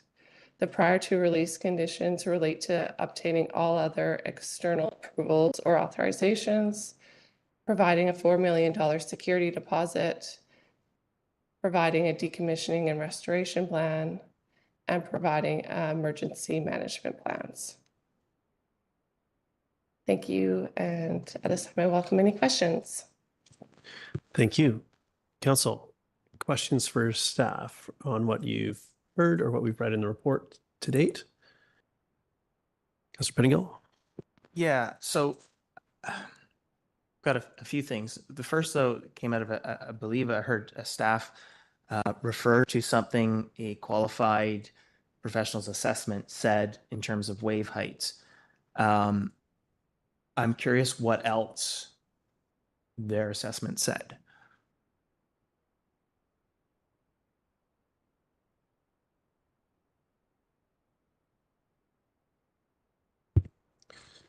Through the mayor, the breach assessment has been provided to staff, but it is a confidential report. It hasn't been publicly released, so staff cannot delve into the details of what the assessment has said in a public meeting. I generally understand that, but staff are talking about certain things it says. So what decides what things staff can say in this versus what things they can't?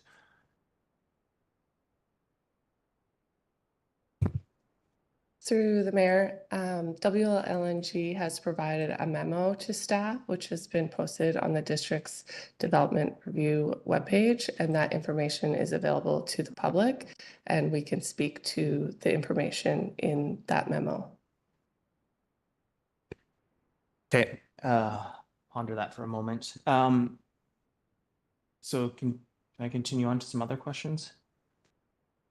And it was a variation was referred, but in our report it says many of the OCP provisions, such as those related to medical services, emergency management, security measures, operational procedures, marine infrastructure, health, safety, and wellness, are not directly applicable to this TUP, as they are typically intended to guide long-term strategies for achieving a particular vision for the community. And then I think we heard in the staff presentation is we couldn't consider them because other orders of government manages those things. But in either case, these are things that we do address in terms of land use and is this form appropriate all the time. And so I'm wondering what specific legal precedent, local government act, or community charter provision states that these things are things we can't apply. Like, to me, a long-term strategy, the success of that depends on our decisions on short-term actions. And we consider short-term actions in the context of our long-term strategies all the time. So it's not clear to me. And again, these are all things we consider in developments all the time. So what is different here, and what actual provision says we can't touch this? So the mayor, I think in this instance, the difference is that the project is regulated by the senior regulators and senior levels of government. So that is what we're relying on, as that would, their decisions and their authority would take precedent over local municipal regulations. Well, I think there's a distinction here because I think that applies if we are trying to regulate or put in safety regulations, which is not what I'm talking about. And maybe it's just getting clarity here. What I'm sort of saying is in consideration of these aspects, which are outlined in our OCP, can I say, oh, you know what? I don't regulate those things, but given these concerns, it's not an appropriate form of housing in an appropriate location. And so therefore it is a valid consideration whether or not I can support the TUP. I just want to, I'll leave room for staff to reply to that. I just want to make sure that we're not, I want to make sure that all of us stay on side of not entering into debate with staff. I think that asking how that relates to the forming of the staff recommendation and their professional opinion is one piece. What we take into consideration on something like this, there is a degree of council prerogative to what informs it. So I just want to make sure that we're talking about what informed the recommendation, not necessarily what you can or can't as an individual vote at the table take into consideration with your opinion. Well, with all due respect, there's a number of sections in the report that tell us directly what we aren't allowed to consider when considering this TUP. And more than any other thing, there's a whole lot of rules and constraints which often seem at odds with our normal practices or what I actually read in the legislation. So I want to be very clear because it seems that it's important here that I really understand what things I can consider. And so that's what I'm, Okay. and these are the sort of questions that I had addressed. And I understand staff may not have the answers tonight. And that's part of my reason for I just want to your- flesh that. I just want to flesh that out a bit. So thank you. You have a response? The only response that we could provide is that the staff report has been prepared and is based on staff's interpretation of our regulations and how they interact with other levels of government regulations for this project. I'll come back around. I'll give you a second for that. Other questions for our staff? Go ahead, Councillor Greenlaw. Thanks. Through the chair, just given recent events, out of curiosity, can staff speak to any tsunami response plans that the flotel may have? Through the chair, we're not prepared this evening to speak to that, no. And again, these are some of the concerns that I have that are pre-existing that I've already stated, but since we're having this conversation, I'll ask them again. Could staff speak to the justification of a deposit of $4 million and how they landed at that number? Through the chair, so the security deposit was originally proposed at $2 million. And that was reviewed by an external consultant and deemed to be reasonable to enforce the permit conditions. This amount has since been increased to 4 million. And also, as I noted in my presentation, that the draft or the permit does state that if the security doesn't cover the amount, the remaining amount would become debt that WLNG would be responsible for. So just to be clear, in other industries, like in mineral exploration, for instance, there are provincial guidelines for how much deposit you have to have for whatever you're doing on project site. And just to be clear, that does not exist in this industry or for this application that you know of.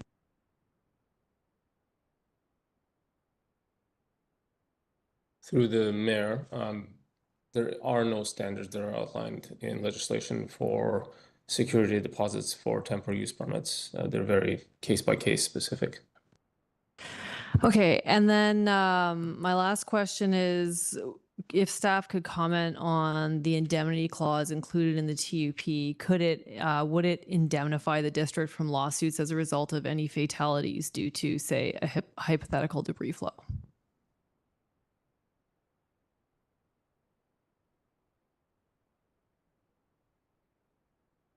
Through the mayor, we can't conclusively answer that question. There's always the threat of litigation. Anybody can bring a case against the district for a number of reasons.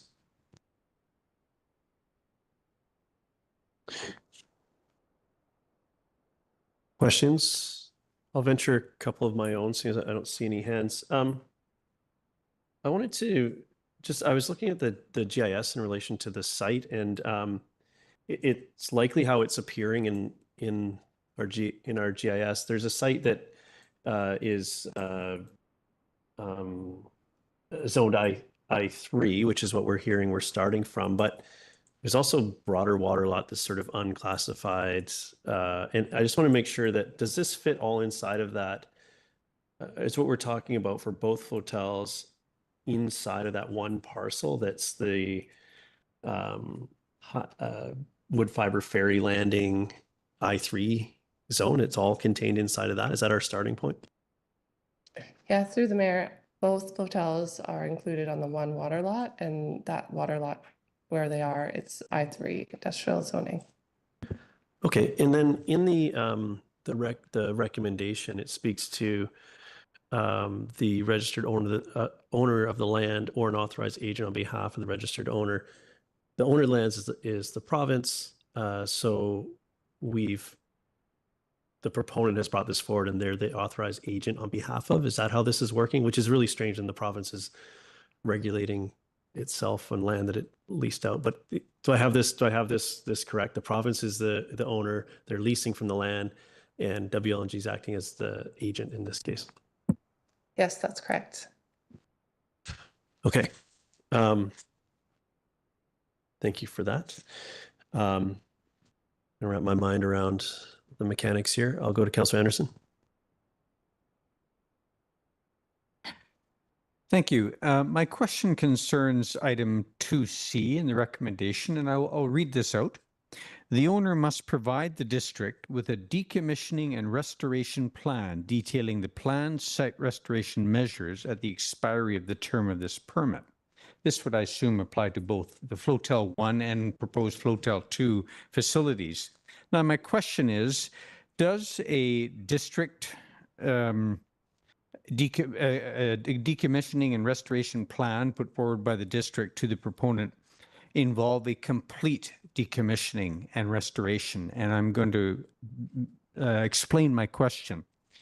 I visited an LNG plant in another country, and one of the lessons that they had for me or for Squamish is you may need to bring your workforce housing back again, because any industrial plant of this scale and of this technical circumstances is going to need a maintenance, may need some significant maintenance or upgrade of technology or what have you.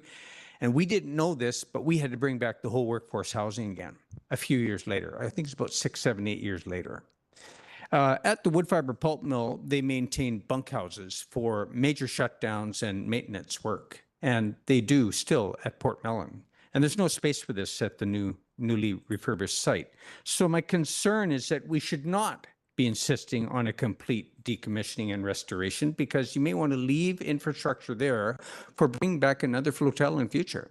And it's a serious proposition that I suggest. So my question is, does the district plan, a plan the district would insist on, does it make that assumption that there would be a complete decommission and restoration of the site? And in particular for the location of Flotel 1, the infrastructure for harboring Flotel 1. To the mayor, we have not seen the decommissioning and restoration plan, but it's my understanding that Flotel 1 has large steel piles driven into the seabed, and that based on their DFO approval, that those piles would remain in place due to environmentally, it'd just be more environmentally damaging to remove those steel piles. But for Flotel 2, I understand it's a different mooring infrastructure using chains and buoys and anchors. And so the infrastructure for Flotel 2 would be fully removed. But like I said, we have not seen like a full, complete, detailed decommissioning plan.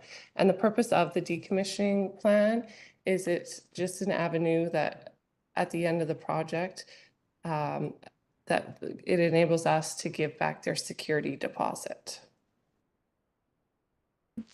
Thank you. That's a very fulsome answer. It satisfies me. I just wanted to be sure that this is a consideration is given to future use of that infrastructure. Thank you. Thank you. Other questions? Councillor Hamilton. Thanks very much. My question is about the use of a diesel powered generator for Flotel 2. WLNG went through great expense and to connect to shore power for Flotel 1, and in the application to the EAO process, they've clearly outlined that they intend to connect Flotel 2 to shore power as opposed to running it on diesel.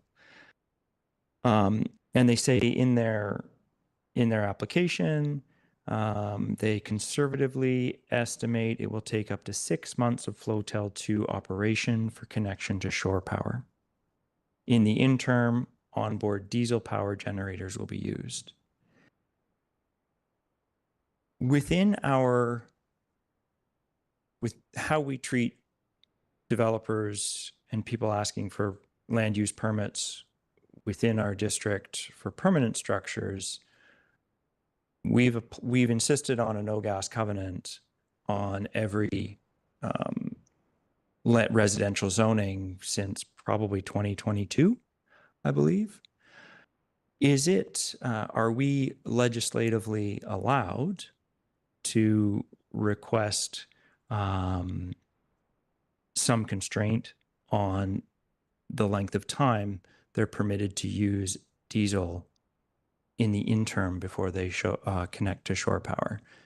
That being consistent with our no gas covenants that we have on our land zoning. Through the mayor, so council could decide to put a condition on the TUP limiting the use of time associated with the generator. Staff have had a discussion with WLNG, and although they're still committed to that 6-month time frame, they are not supportive of such a condition on the permit. On this point, I've heard this described a couple different ways. I want to make sure we're talking about the same thing. One is it would take 6 months to procure. Another is it would take 6 months of operation to procure. Can I have some clarity as to which one we should be operating on? And maybe I'm just hearing two different things, but the same things being said. Are we talking about 6 months from as we sit here to have the infrastructure in place, or are we talking 6 months of operation, which they're projecting to be, say, end of November? Yeah, through the chair, the EAO amendment application says conservatively, they might need to use the generators for 6 months. Okay, thank you for that clarity. Mr. Pettingill? Just to follow up on this, I went to that open house, and by the way, there's only a single board on the new Flotel with very little info. And I ran into people beforehand who are very active on this and were surprised to even know this event was happening. They heard it from me. But when I spoke to the wood fiber representative and asked them, when did you start working on this Flotel? How long does procurement take? They told me they had been working on it for many, many months. It took a long time. And so they've clearly proceeded. My understanding is they've committed the funds. So for many, many months, they've gone ahead with this without EAO approval, without a TUP approval. Do we have any sense of when they started ensuring with BC Hydro they could have electric power, and what relationship that has to their claim of how long they will need? Like, are they, for some reason, they moved ahead with everything else and they're waiting to the last minute to do the diesel, or they started the diesel process many months ago when they started this Flotel process in advance of any approvals, and this just takes that long? Like, do we know that? Through the chair, I have the information that was provided in the EAO assessment application, which is the lead time is due to procurement and engineering design time, lead time. Okay. Do you have another one? I don't see, I'm looking for hands, council, for my speakers list. Not, okay, go ahead. Thank you. On this particular topic, I do just want to clarify that we could add a condition that would not allow diesel generators on Flotel 2. That is within our jurisdiction. Yes, that's correct. Thank you for that clarity. I did have another question and I've lost it now, so I'll come back to it. Okay. I have my question is around the daily fine for the amount that's here exceeds our bylaw. Would we, in the gap between, need to amend the bylaw to that, or because it's been negotiated or agreed to with the proponent, we're on side procedurally to include something that's not just exceeds, but it's double our bylaw maximum? The chair, yeah, we have investigated this, and the applicant has agreed to the condition, and would be included in any temporary use permit application. So we are procedurally okay to issue a permit with this daily amount. Okay, so the issue of that daily amount, an issue with a daily amount that's higher than our maximum allowable in the bylaw would arise if council was to impose this as part of a piece rather than it to become this other way. The way that we've arrived here keeps us on side. That's correct? Yes, that's correct. Okay, thank you for that clarity.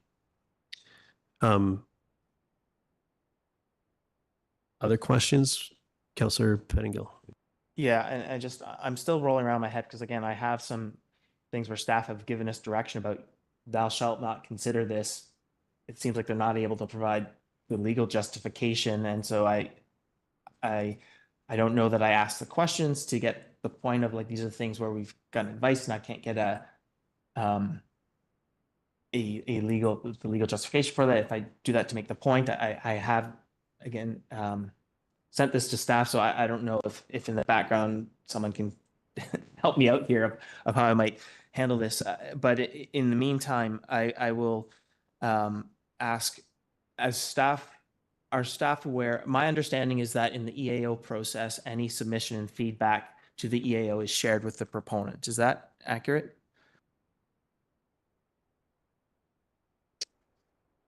Sorry, can you repeat the question? So my understanding is that in the EAO processes, any feedback shared to the EAO is shared with the proponent. In some cases, it seems they're expected to provide a reply, don't always, but everything goes to the proponent. Is that correct? Yeah, to the chair, that is correct. All the information is shared with WLNG. Okay, and I'm correct in that in our 2020 response to the extension request, the district said, wood fiber has not effectively moved forward with this project, has not demonstrated they can actually complete the project, and asked for plans or an understanding of how, given an extension, they could complete the project as proposed in 2022, given an extra 5 years. And so the proponent, that was our feedback, sort of paraphrasing it, and the proponent would have seen that in 2020. To the chair, that is correct. Yeah. Okay, and then switch gears a moment. Can staff speak to, am I correct in understanding that the qualified professional that we're speaking of was a consultant working for wood fiber? Through the chair, that's correct. Yep. Councillor Pettingill, can I ask you to turn your camera on? Oh, sorry. I had mine off for the first section of the meeting too. I forgot, but go ahead. Sorry. Sorry, I apologize for that. Can staff speak to, because I understand when we get reports from other professionals. We, for various reasons, do differing levels of review and have differing levels internally of expertise to do those reviews. Can staff speak to what level of expertise we have internally relative to the sort of review that was done and the depth to which we reviewed the qualified professionals report?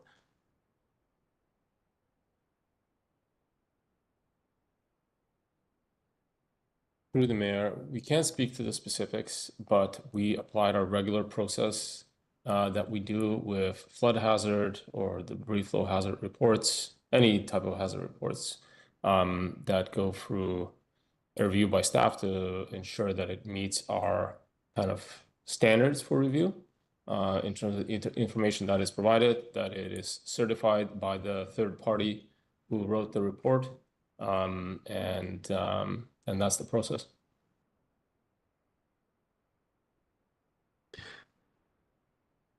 Just one point of clarity, and that process has resulted from time to time in a referral back to the proponent to take a different action, just broadly, if we're talking our normal process. Correct. When it comes to flood hazard, for instance, we have a lot of knowledge in the district around our rivers, and so from time to time we do request for additional information from proponents where we know that there's gaps. All right. Thank you.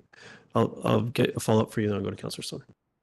So just on this point, my understanding though, because of staff's assessment that a DPA 2 was not required, staff had no mechanism to mandate a follow-up. Even if we thought it was warranted, it would have been up to, or would be still up to council as part of, whether or not we need that information as part of a TUP decision to request that. So like in other processes like a DP or something, staff has that discretion.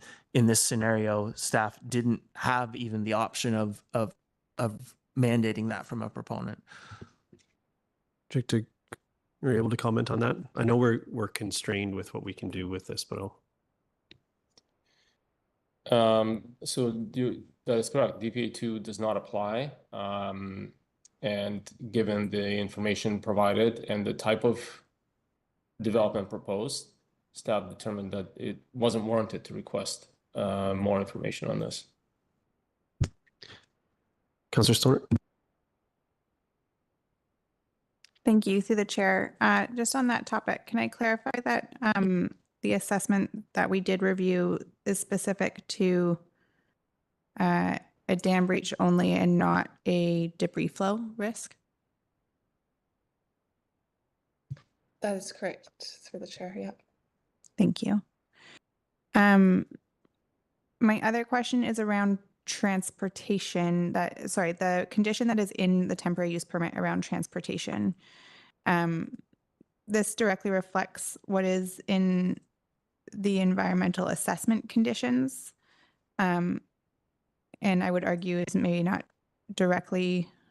as clearly within our jurisdiction. So I'm just curious why we've included this language around transportation and not other elements that we have deemed otherwise important to our community to include it as a condition to the TUP.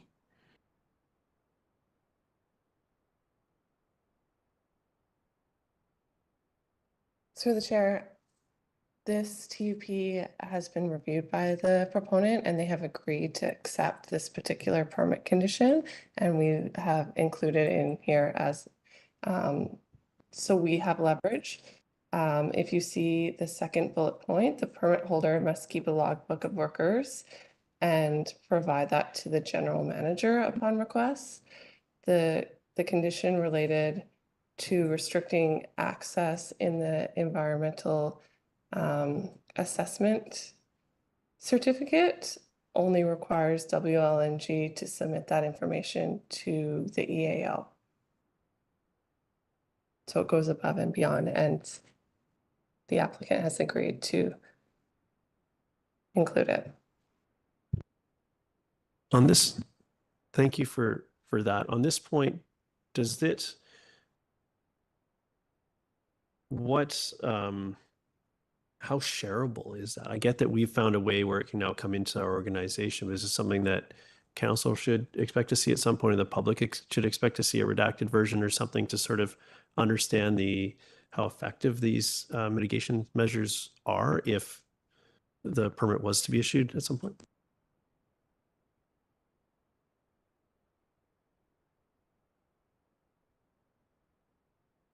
Through the mayor, this is something that staff could likely share as part of the quarterly consent agenda updates on the projects.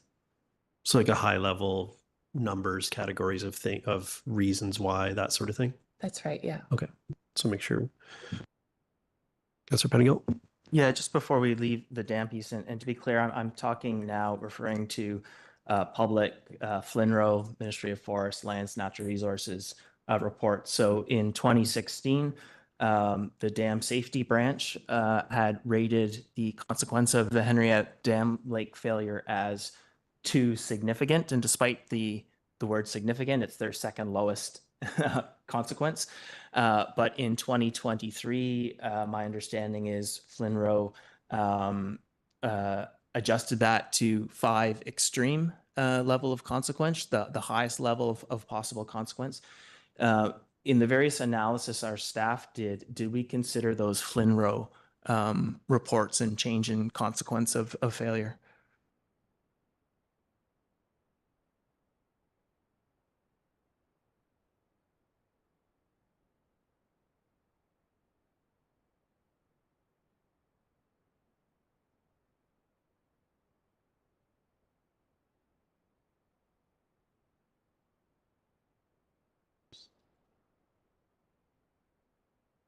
I know you want me to.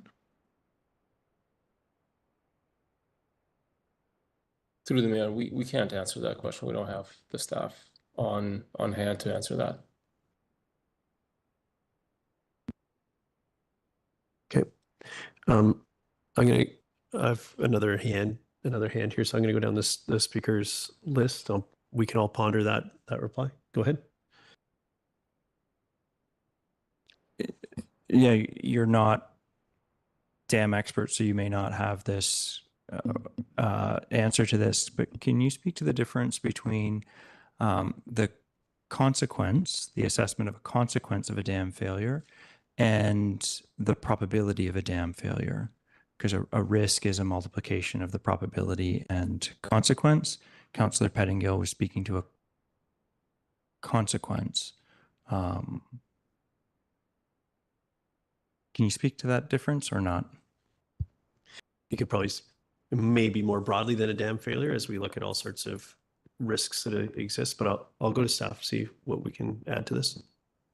Thank you. And we are not experts on dam failure. But what I can say is that the assessment that was provided to the district on the wave height that would be generated was recently produced. So it was certainly produced since that the provincial information was available. And so that, we're relying on the professional report that was provided to the district, which was produced after the provincial update. Yeah, we need to sort of maintain quiet in the audience, please, so we can do our work here. On this point, what is this a situation where the provincial government around FLNRO has some responsibility? Like, I know in other areas we have to provide, send something for the MOTT to comment on, given that it interacts with their infrastructure. I know that the responsibility for dam safety falls to provincial government. Is there a similar requirement for us, or is that in an EA or in another process for this? I can tell that our processes aren't well equipped for this particular situation from my assessment. So does it live elsewhere, or is there another check and balance on this piece from a dam safety or safety of hazard from outside the municipality.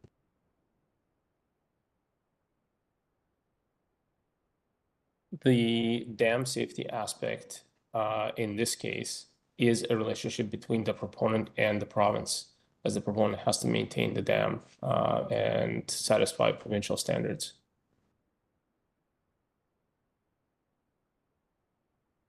Councillor Pettingill, go ahead. I feel like we need to go into closed. I don't have the provision at hand, so I don't know exactly how to, if we to go in and out and in and out. There's something I think that's important to address. Okay. If we can hold that, we'll have a little bit, we'll go through, I think there might be need for timeout on both sides of the equation here. So I'm just going to keep going, but we won't advance any business until we address that, which may be a sidebar to make sure that we get everyone what they need. Councillor Stoner, is that your hand? Sorry, did I see a hand over there?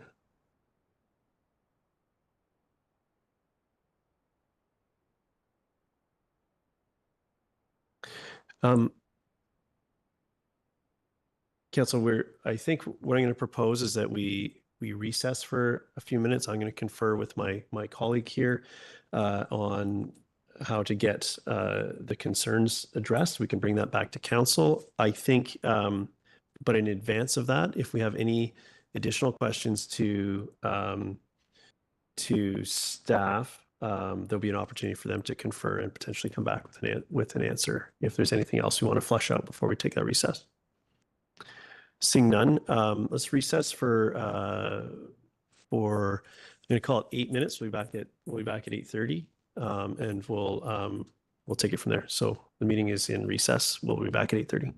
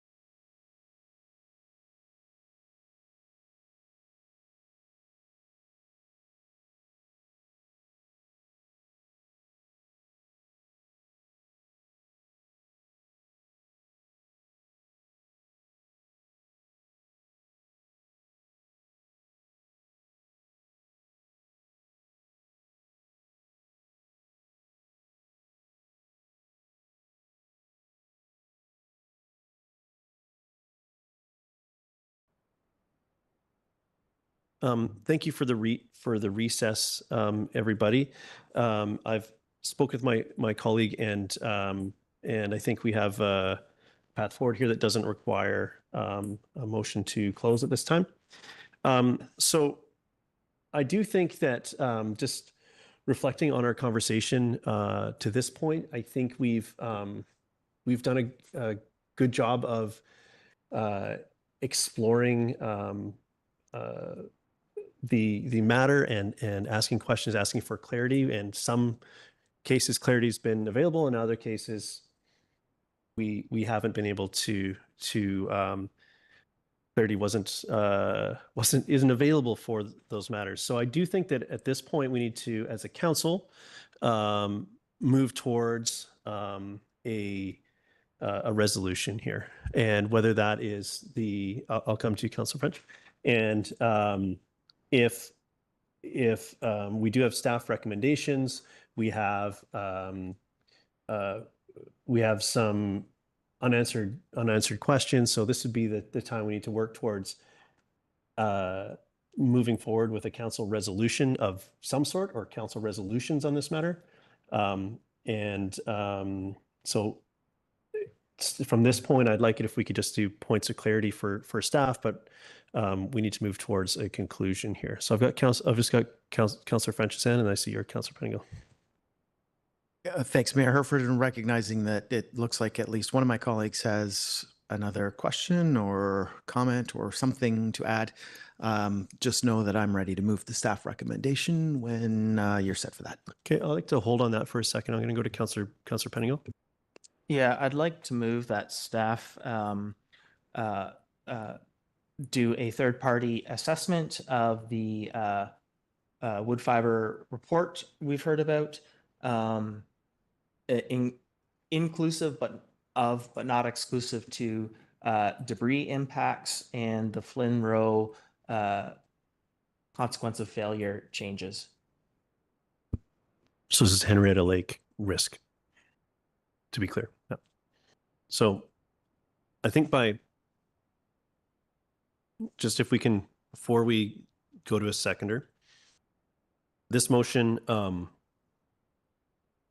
just to inform the debate, would inherently be I don't know about necessarily a deferral like we discussed earlier, but it would be delaying a decision on this until that arrive, which is the intent. To inform that decision is your intent. Okay, I just wanted to clarify that. Is there a seconder for? And just before I could call for a seconder, last week we had a process to provide feedback to the EA, and I think once we got going there, we're able to provide as a group a pretty substantial piece of feedback. So I hope we can bring that same spirit to this discussion and figure out a path through here. So we have a resolution asking for a review of the Henrietta Lake reports as presented. Is there a seconder for this motion? Seconded by Councillor Greenlaw. Would you like to speak to it, Councillor Pettingill? Yeah, I think just my listening to the conversation and the information available to me, I feel that there are significant gaps, and I feel it's important for me. There is a consideration of liability, but also just caring about people's safety that I am not comfortable with, and I am not, unfortunately, knowledgeable. And I'm knowledgeable enough to know there's important gaps, not knowledgeable enough to know what they actually mean. And so for me, having those important gaps filled is important to inform my decision on this, what sorts of adjustments I may or may not want to make to form or mitigations and so on.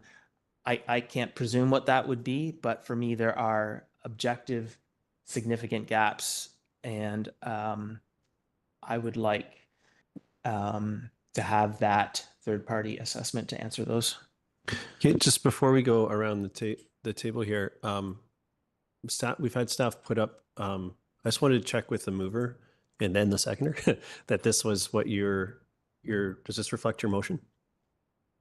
As long as we're clear that it's not exclusive to those things, yes. Inclusive but not exclusive.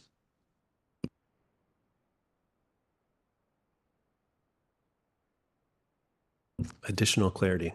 Thank you very much to staff for facilitating the conversation. Before I go around the table on this, go, Councillor Snort. Sorry, just a matter of clarity. You mean report inclusive but not limited to? More clarity. So, question, this particular request to me differs from some things we ask of proponents in various initiatives I've dealt with, in so much as this isn't something we're directing the proponent to do. So this is something that we're directing staff to do. So with this direction, my question to staff would be, what would be the process to understand the costs, which will be borne by the municipality for this, I'm assuming, and the timeline with this work? Like, what would be a good mechanism following this? I get that we're in the debate, the motion, it's been moved and seconded, but I think this could be an important point of consideration to inform the debate. So if someone's comfortable commenting on that. Thank you, through the mayor. As would normally be our process with a motion during a council meeting like this, staff would have to go back and look at the budget, scope that third-party review, and should the magnitude be such that it would require a reprioritization in the budget, then staff would come back and confirm with council that that's something that they endorse. Okay. Thank you. Thank you for that. Councillor Pettingill. Yeah, my understanding of the capacity funding agreement is that it is meant to support, among other things, but largely municipal permitting and other processes, and staff doing the work and getting the information to provide the decisions on those permits. And so to me, this is a very clear I think that if we just to stop you there, I think if this motion that investigation phase, I think would go, that's a question. Does capacity funding cover this? I don't think that's material to the decision here, but there will be some budget spend. It'll come from somewhere, and that'll need to come back to us. I think that was the only point I wanted to make there. So I lost the speakers list in that. If I had one, I've heard from Councillor Pettingill. I'll go to Councillor Greenlaw.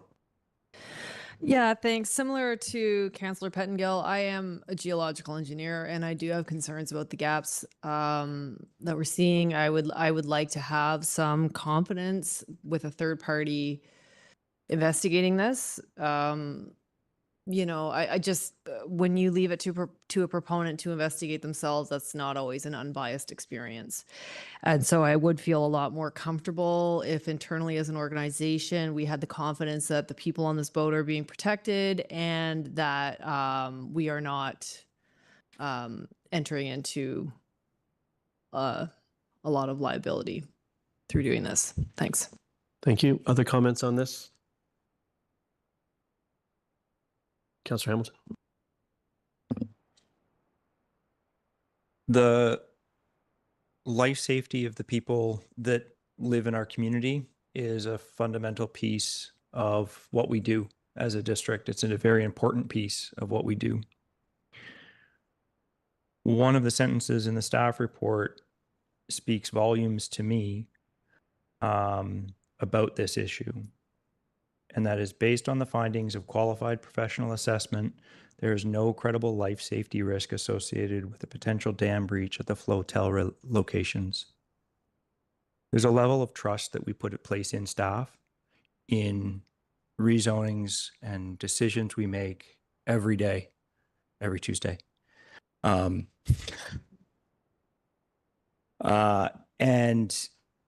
staff have very clearly stated that this is, upon their review of this situation, that there is no credible life safety risk. And there's a level here where we need to trust staff.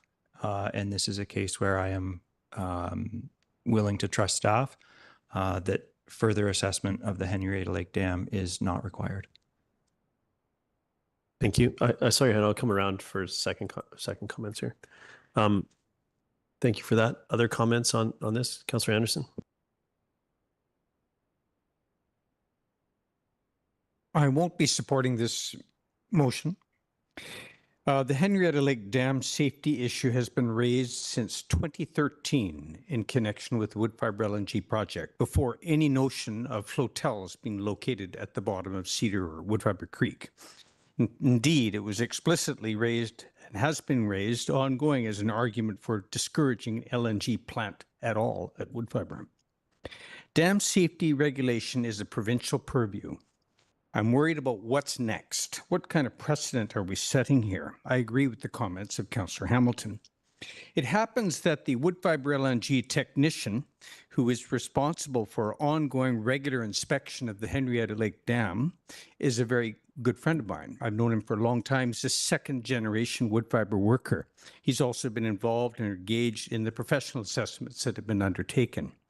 I'm satisfied through my acquaintance with his work, to my knowledge, that due diligence is being exercised here. There's conscientious efforts towards safety, including of the people that would be residing in the flotel.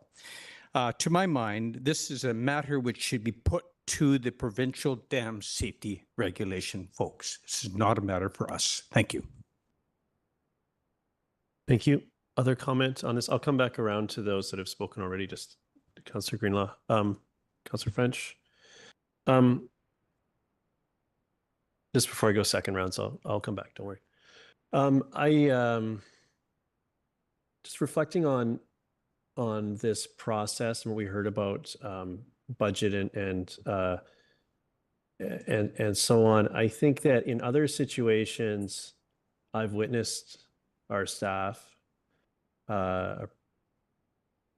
challenge and require this of a proponent.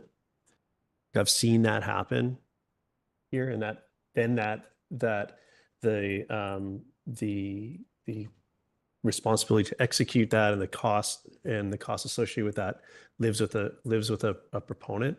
So I have a high level of confidence that if this step was required, it would become a recommendation from staff, or maybe even a requirement before it even came to council for a committee of the whole or consideration of issuance. So I don't see taking this on as something that we should be doing. I do think something like along the lines of referral to dam authority or some other piece. This is a risk that would originate in outside of the municipality as well. So for a number of reasons, if staff was recommending this in their professional opinion that this was a requirement, then that would make sense to me. But I'm not supportive of this direction at this time. I won't be supportive. I'm going to go around. If there is anyone that hasn't spoken yet on this piece, I'd welcome comment. Otherwise, I'll go to second time. I saw your hand first. Oh, you're good. Councillor Pettingill, do you want to add anything? Just to make the point that the BC Dam branch doesn't have the authority or the mandate to, they look at what they can do in terms of imposing mitigation on dams, but ultimately it is up to the people doing the land use planning to manage who would be exposed to whatever the BC Dam branch does or doesn't do. So in terms of keeping the folks safe, in terms of whether we put them there, that is our responsibility. And I have not heard or had access to any information that speaks to what the BC Dam Safety Branch would require, how that relates to our expectations of keeping people safe. And with the review I'm asking for, it may not even provide that, but it would at least get me a little more assurance because, again, I am not seeing this massive increase in the consequence of failure addressed. And I understand probability can impact that, but we haven't seen or been given information about changes in risk or probability. So I know there's a massive change there that I haven't seen addressed. I've heard that debris, which I know from the regional district and so on, is a massive factor in the damage of these things. That hasn't been addressed. So I know objectively there are big gaps that we've heard our staff didn't have an opportunity. I have faith in our staff too, but we've heard that our staff didn't have the opportunity to consider these things. At least that's what I heard. And so I want to review to address these things. Any other comments? Councillor Stoner? Thank you, through the chair. While I appreciate where my council colleague is coming from, I think I'm challenged by the direction to make staff do this work. We typically would require that of the proponent. And my concern at this table is not assuming the risk or liability that should be held with the province, but ensuring that we are covered in the case that is presented before us with the TUP. So for me, the clarity that I would be seeking is more on a legal opinion around liability, risk, and applicability based on the language in the report to council and the indemnity clause in the TUP, not for staff to be going out and doing more work on the behalf of the proponent. Okay, so I'm going to call the question then. All in favor? And opposed? Councillor French, Anderson, Hamilton, Stoner, and Mayor Herford opposed. Motion fails. Thank you. Is there anyone else want to discuss a piece here? I'll go back to Councillor French. Are you ready for the staff recommendation? I'd like to move it. If there's a seconder. Councillor Anderson seconds. Go ahead. Yes. Thank you, Mayor Herford. This temporary use permit will help to ensure that the construction project is completed by 2027, as opposed to forcing the construction and the associated disruption that goes with it to continue into 2028 and possibly 2029. So I'm keen to allow the builders to get construction finished within the next 2 years so we don't have construction workers being ferried up and down Howe Sound for longer than needed. Years ago, the community asked us to make sure that project workers don't displace current tenants in rental housing units in Squamish. On-site housing is the best solution, and we're now being asked to legitimize the flotel that the province insisted needed to be docked at Woodfibre and has been there for more than a year, while allowing an additional flotel to ensure the construction work is completed in a reasonable amount of time. What we'll have through this TUP is certainty for how long the flotels can dock at Woodfibre, $4 million worth of security, indemnity, certainty that our landfill won't be inundated, and proponent accountability as well. In getting to this decision for myself, I've had a few meetings in the last few days with a number of people, including the executive director of My Sea to Sky, a respectful and productive meeting for me. And I've read in I'm sure, everything that there is to read and reread a number of reports to prepare for tonight. All of them, of course, associated with the TUP application. So this is a conclusion that I've reached with an abundance of information and with all the information that I feel I need. I support issuing this temporary use permit with all of the protections that it provides for the District of Squamish and Acutsum Howe Sound. I'd like to propose an amendment. I'd like to propose the term of the TUP issuance be 2 years, and I'll speak to it if it's seconded.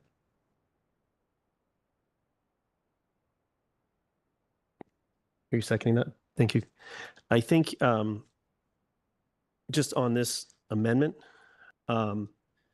the withdrawal of the temporary use permit application for Flotel 1, reflecting back on that was a really challenging for our process. I think that approving a 3-year now would give 4 years of use or more, 4.5 by the time this permit is issued if they're successful in the EA assessment, which I think is sort of rewarding the behavior. I think at this point, shortening to the 2 year to the 2 year would have 3 years plus of permitted operation of Flotel 1 and would provide 2 years of Flotel 2. Also, in the presentation we heard, that would align with the projected date. They would have opportunity to apply for an extension, which would need to come back to council of the day for consideration, should that be what's needed. So for those reasons, I'm proposing that we issue that the permit to amend this to a 2-year term. A question for clarification for staff, if that's all right. If the temporary use permit is approved, if a temporary use permit is approved tonight, what would be the approximate timeline for the issuance of that temporary use permit? So for example, my concern is related to 2 years from the date of issuance, so versus 2 years versus 3 years of total use of Flotel 1. I'm interested in 3 years of total use of Flotel 1. I think this might be the middle ground. I will go to staff. The conditions would need to be met, which include provincial approvals, which were projected for November. Is there sometime in and around November? Is there additional clarity that staff can provide at this point? Yes, through the chair, the permit, if authorized today, would be for a 2-year period from today's date, the date of the authorization. Okay, so it's not from issuance. Okay, thank you. Any comments on this piece? Councillor Pettingill? Yeah, I would move to amend the amendment to 9 months. And I'll speak to it as seconded. We need to, sorry, I'm just checking process, agnostic to the question, just amending the amendment. We need to, I'm hearing from our, from Legislative Services, we need to vote on this amendment, and then you can propose another one, just process-wise. So thank you for the heads up that that's where this is going. Councillor French. Thanks, Mayor Herford. I'm supportive of this amendment, reducing by 1 year the period is reasonable, and I agree with your logic on this. Thank you. Any other comments on this amendment, Councillor Pettingill? Maybe surprisingly for some, I will support this. I'm in general actually not supportive of 2 years, but where we are now, 2 is better than 3. And so as a starting point, I will support it, but I think we need to go further. Okay, thank you. Seeing no other hands, I'll call the question. All in favor? Any opposed? No, motion carries. So we're back to the main motion as amended. Councillor Pettingill. Yeah, I would like to move that we amend it to 9 months for the first TUP. I'll speak to it if seconded. Councillor Greenlaw seconds. Go ahead. Yeah, my rationale is, again, speaking back to the feedback council gave to the EAO and the proponent, and that this council has fairly consistently been given. We want to understand the project. The community has complained about this project dragging on, putting our community through this for years. We were very explicit in the last TUP discussion with direct questions about, do you need a second flotel? Is this really all you need when you're putting us all through this? And they're like, no, we don't. We're sure. We're absolutely certain. We don't need any more. During the extension, the EAO decided not to hold them to account about providing plans that they could deliver things as proposed. And so my rationale is I want to actually hold them to a 2027 date. And we may not do that. We lose that if we pile on, 2 years now and another 3 years. That takes us into 2030 possibly. And we've been through this enough. So we need to put an end date, hold them to what they're saying right now. And so a 9-month comes back to this council. And from my perspective, a shorter than a 3-year TUP renewal, to hold them to the 2027 date, finally hold them to account to a timeline, a workforce projection, or something that they've engaged the community on, talked to the community about. Let's actually hold them account to what they have said for once. Other comments on this amendment? Go ahead. Yeah, well, from my perspective, again, just having experience in and around the industry, I think it is important to hold them to their word. I think it's important to have tight timelines where we can have opportunities to revisit and reconsider. Yeah, and I do have concerns about the quality of living on those boats. That's not to say it is bad, but I have spoken to people who have lived in those conditions, and they are concerned. And I'm concerned though it seems like it's a nice living situation. I'm concerned that it may actually not be that great for years and years. So I think in terms of just having a safety net for us and for the people who are working there, I think it's worthwhile to have a shorter term on this TUP. Go ahead, Councillor Stoner. Yeah, thank you. I'll support the motion on the floor. When this came to us as the first version of the TUP for Flotel 1 over a year ago, I was inclined to potentially support a 2-year term before the proponent decided to pull their application. With 1 year having moved through that timeline, I think 1 year left on this, and then the opportunity to apply further for an additional time if needed, it warrants. It also provides some consideration that we've been told that Flotel 2 is really only needed for a peak workforce to cover in-water works for the upcoming construction season. And so they could also reapply for just one flotel if that's what's needed going forward.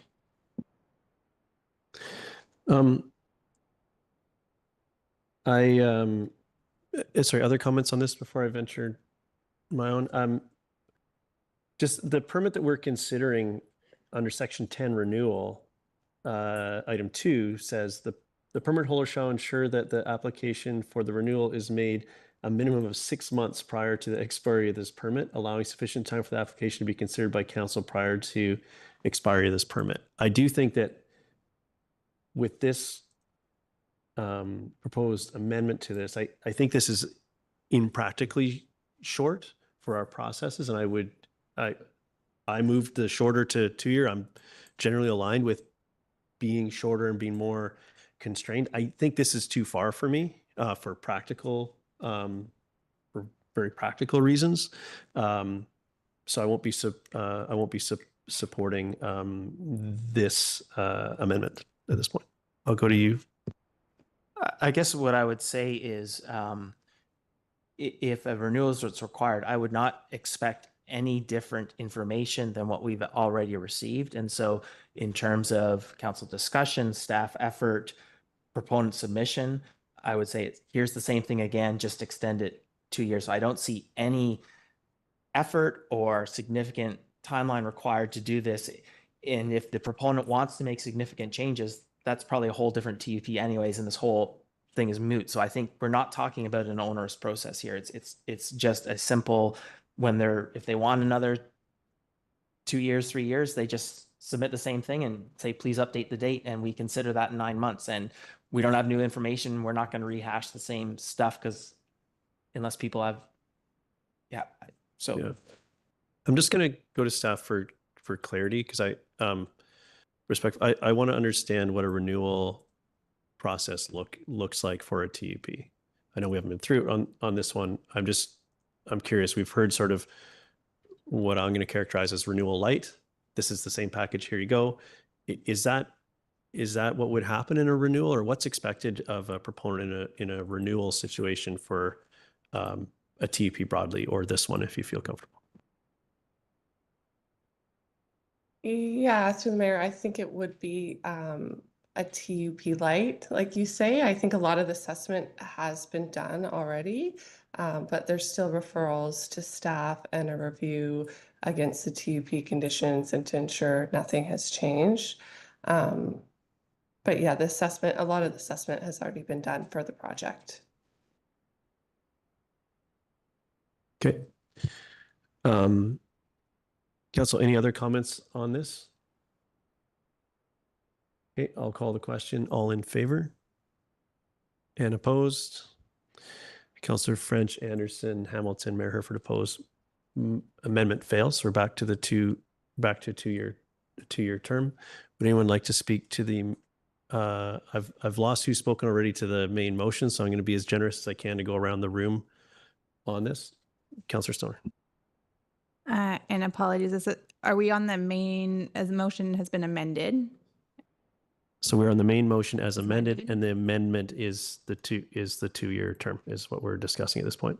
Or Are we discussing further amendment? Yeah, I can provide a further amendment. Yeah, at of this course. point. Yep. So I would like to add to the second clause in the motion on the floor that a condition be added that does not allow the use of diesel generators on Flotel 2 as a component of the TUP. I'd consider seconding that. I was contemplating something similar. I think that maybe we need to flesh out the wording a little bit so there's not some like diesel generators on shore running power to the boat. So I just want to make sure that we're providing that. I know what the intent is here.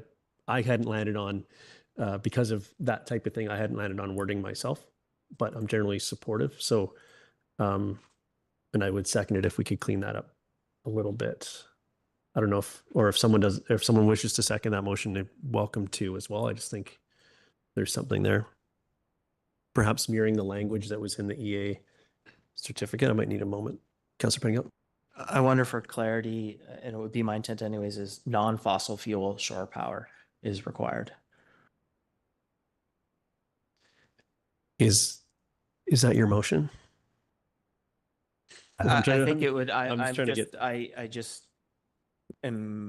guess it's a friendly amendment or suggestion to my colleague if replacing diesel with non-fossil fuel sort of gets at all the potential permutations and just.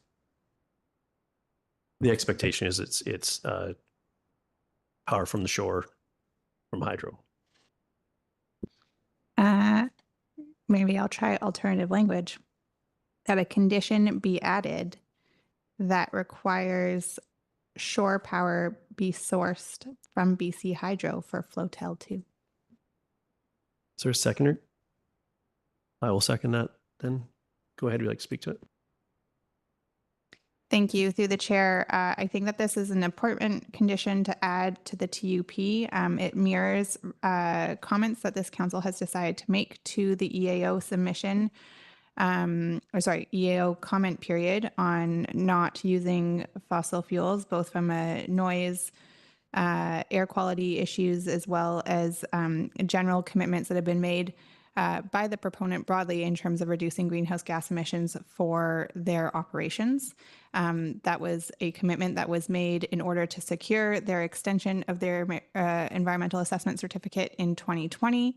And they have a shiny website that specifically speaks to their pathway to net zero and being the world's first net zero LNG facility. And I would suspect that if they can do it for Flotel 1, they can do it for Flotel 2. This is not out of practice of what we would typically require of any new development, is that we would require a no gas covenant on site. And I think that this should apply here as well, as that's our general practice. Thank you. Other comments on this? Councillor Pettingill, then Anderson. Yeah, and I'll just add that this was also district feedback to the EAO in 2019, which would have gone to the proponent, and the EAO actually saw fit to enshrine this in the certificate for the first flotel. So this has been sort of a known concern to the proponent for 6 years. The proponent has been clear. They've been working on and moving ahead without permits on securing this flotel.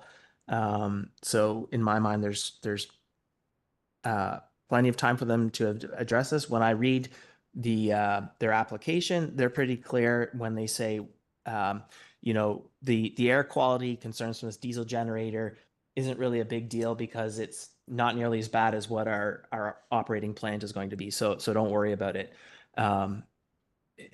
which is really challenging. So I think, there's no excuse not to do this. And if they need to adjust their timelines, then they need to adjust their timelines. Thank you. Other comments on Councillor Anderson, sorry. Thank you. I will not be supporting this resolution. Firstly, there are logistical issues on the part of BC Hydro, which BC Hydro has explained. It's not a simple matter or a quick matter to arrange for hookup. And the timelines required also involve ordering equipment. It's not simple. We have District of Squamish facilities that are running on fossil fuels. We have quite a number of these. We have objectives to mend our ways over time, and so does Woodfibre LNG. Brennan Park facilities, BC Hydro has told us that they will have difficulties in hooking up electrical to some of our facility expansion plans. So these are understandable circumstances, it seems to me. As a previous director of the Clean Air Society involved with the Air Quality Management Plan, another perspective I can share is that the impacts may be quite small, and not least in compared to other initiatives we could be taking in our community and our corridor with respect to GHG emissions and conversion of better energy sources. So I won't be supporting this. Thank you. Thank you. Councillor Hamilton. Yeah, thanks very much. First, I want to recognize the irony of requesting no diesel generating in a fossil fuel facility that's going to be pumping 2.1 million tons of liquid natural gas into our atmosphere effectively. So I'm going to accept that irony and accept that we act within our jurisdiction. Not having our residential rezonings emit carbon dioxide is something we've been doing consistently for several years now. And I think that is a consistent expectation that we should have of all partners and all neighbors that come to our community. So I will be supporting the motion. Thank you. Any other comments? Speaking in support of the motion, I think that this is consistent with the feedback that we have, the consistent feedback that we've provided to the EA process. So this is walking the walk in that regard. I also think that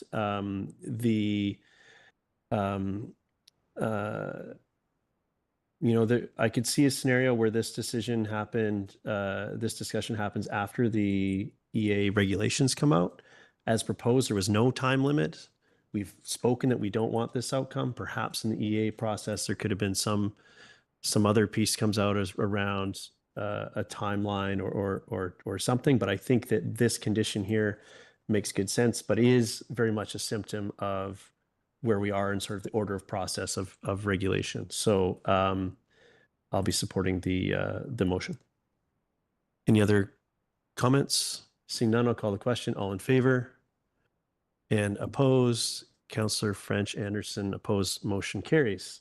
So we're back to the main motion, twice amended. And any comments on where we've arrived at before I move to question? Councillor Stoner. Yeah, thank you. Through the chair. I will support the motion on the floor as amended. I think it's, while I would have liked to see a shorter time frame for the temporary use permit, I think we are where we are. And it's late and we still have another meeting to get to. And so I continue to be a little bit dismayed that here we are at 9:30 on the 5th Tuesday at the end of July, considering this when there is still timely and sensitive items that we need to get to as a council in our previous agenda and meeting. And so in order to move this along and given where we are at, I think that this is sufficient. It provides some level of security from a bonding perspective, which is something that we raised in the first time around. It ensures that there's no diesel generators and no fossil fuels used for Flotel 2, which is a commitment that we have long expressed to both the EAO and the proponent as an expectation of this file. And it does address the issues of housing workers for the growth of this project outside of the bounds of our community. It does not address the issues that we had previously raised about trying to get long-term housing out of this project or some sort of formed agreement that would actually benefit our community in the long run. But it does do part of the job. And so here we are, and I'll support it. Thank you. Other comments, Councillor Anderson? I'm supporting this resolution. It enables us to move forward. I had to today, in preparation of this meeting, reflect on some comments made at the TUP public hearing on April 23rd last year by Mr. Norm Barr, who was a longtime councillor, I think 3 or 4 terms. And I'm going to quote from his testimonial. "We were community builders. During our time, we built many things. I won't list them all that he did, but they were infrastructure, economic development assets, seniors housing, lots of amenities, including Brennan Park." He asked, "How did we do all this? The issues were many times controversial.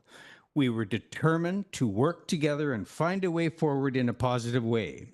We always reminded ourselves that the purpose of a land use application was what it was and narrowed our focus to that. Some issues were tough. We too were pressured because the public sometimes viewed it beyond the land use issue, but we always abided by the intention of the legislation. So I'm concerned that we go astray.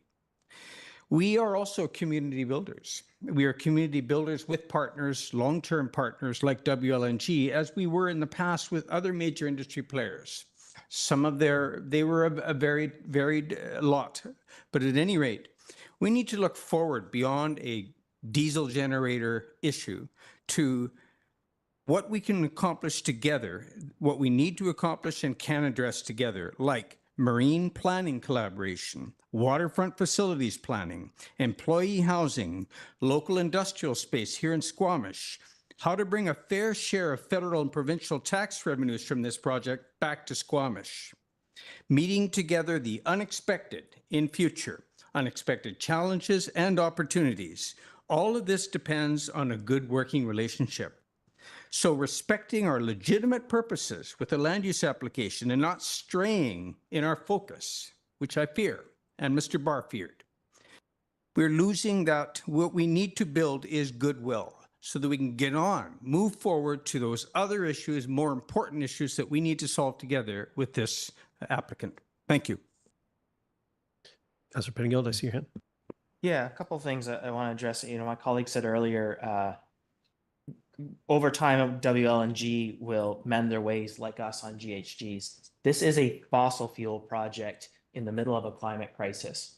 They are doing the exact opposite as my other colleague identified, and I think that's important to note. The other piece, and talking about focusing on our piece of this, government has a habit of finding comfort in silos. And if you just look at the tree and not the forest, you miss the pine beetle infestation, the other infection, the other sickness in the forest. And we are sometimes limited. There are things that force us or push us towards silos. But if we care about what's happening around us, we take every opportunity to look at the big picture and to address the big picture. Because if no one is doing that, if we allow ourselves to be pushed into silos and ignore the things that are just slightly out of view, we end up with the bad outcomes where there are constant fires, constant floods. People can't get insurance. People are losing their homes. It's mind-boggling. And I know we aren't, for the most part, allowed to consider climate change in this decision. But the idea that we would embrace silos in any of our decision-making when we don't have to is infuriating to me. While I think we've made some very slight improvements to what was presented to us, this is not consistent with our OCP. We have been, and contrary to my colleague, what the community said first and foremost is not that they want a flotel. That was their preference if they believed that their only choice was a work camp. What the community really wanted and said since 2014, 2013, the district officially said it is housing is a problem. We need long-term housing. And by enabling this TUP, we are saying, proponents can roll into town, spend $200+ million on temporary housing in the middle of a housing crisis when we need permanent housing. And we might have to wait a couple of years to get it because the proponent is using it in the interim, but then there's a lasting legacy that actually has a really meaningful impact on the housing challenges we're having. And I know there's a fear, well, the province might just override us anyways, or the province wouldn't stand behind us. Then let's let the province live with that. Our community needs to see us fighting for them and doing everything we can. They don't expect us to win every fight, but they expect us to come out swinging for them. And right now, we are just rolling over and saying, hey, a proponent wants to waste $200 million on temporary housing. You know what? We'll just let them do it because we're afraid of what the province may do. Let the province own their own bad decisions. We don't have to. There are small things here, like numerous ongoing complaints about all the ferry traffic associated with this. I understand we don't regulate the ferry, but our choice of putting that here causes all those problems all down the Sound. And I could go on and on and on, but we are letting our community down here, and I feel I apologize for that. Thank you. Other comments? Go ahead, Councillor Greenlaw. Yeah, obviously I share some similar sentiments with Councillor Pettengill, especially given that the International Court of Justice just stated that protecting the climate is a human rights issue and that all states should be held accountable for that, which would include us. So one of the other pieces I wanted to address, because this drives me crazy, I've been seeing online again these rumors that we as a council have denied long-term housing from this project, and the flow of money that has been offered to us, and to my knowledge that has never been on the table. And long-term housing is the best solution for this project, not $200 million in cruise ships. Like, that money should have been invested in our community. And I would like to emphasize to my council colleagues that approving this permit, given the contentiousness of this project in our community, in the evening of a 5th Tuesday in the middle of summer, when the majority of our community is paying little to no attention to what we are doing, on a day we shouldn't even generally be having a meeting, could be construed by some as an intentional lack of transparency at the behest of the proponent and their timeline, and will not help in cultivating trust with the public, which we know is waning. My concerns around this TUP have been and remain a lack of transparency around the Henriette Dam risk assessment and the discrepancy that exists between the provincial assessments of risk and those brought forth from the proponent. A lack of clarity around the liability that issuing this TUP, given the potential hazard implications, may introduce to the district should there be an accident, which God forbid. And again, this deposit is the same as a small exploration camp in the middle of nowhere in northern BC. $4 million will be insufficient for a significant cleanup in a UNESCO World Biosphere, let alone the costs that would be incurred should one of the vessels be damaged or abandoned. I will reiterate, this is an industry with a well-proven track record of regularly abandoning high-value assets. And this would not be considered high value in this industry. They operate in a volatile market that is subject to boom and bust. And should they bust, these promises of them swooping in to help the district to cover damages will very promptly disappear. This is the track record that this industry has that is irrefutable. Yeah, that's what I have. Thank you. Any other comments? I'm speaking in support of the motion. I think that although the last year has been, we've seen Flotel 1 exist in an unpermitted state, the impact of having the folks that are on the Flotel in the community is not something I'm interested in entertaining. So I think this legitimizes that the use of Flotel 1. It also doesn't reward the unpermitted use by congratulations, you've earned an extra year of a temporary use permit. So I appreciate the discussion today with council around what the appropriate shortening is. I think we've landed in a reasonable space. I think this whole, I do want to acknowledge that there's different comfort levels around the measures in the permit and how far we can and should push and how much information is appropriate to have to make a decision such as this. I think on balance, I think we've struck a place that gives me comfort that both the occupants of the flotels are safe, and if there is an issue, that the organization and thus the taxpayers of Squamish are indemnified from that risk to the best of our abilities. I also think the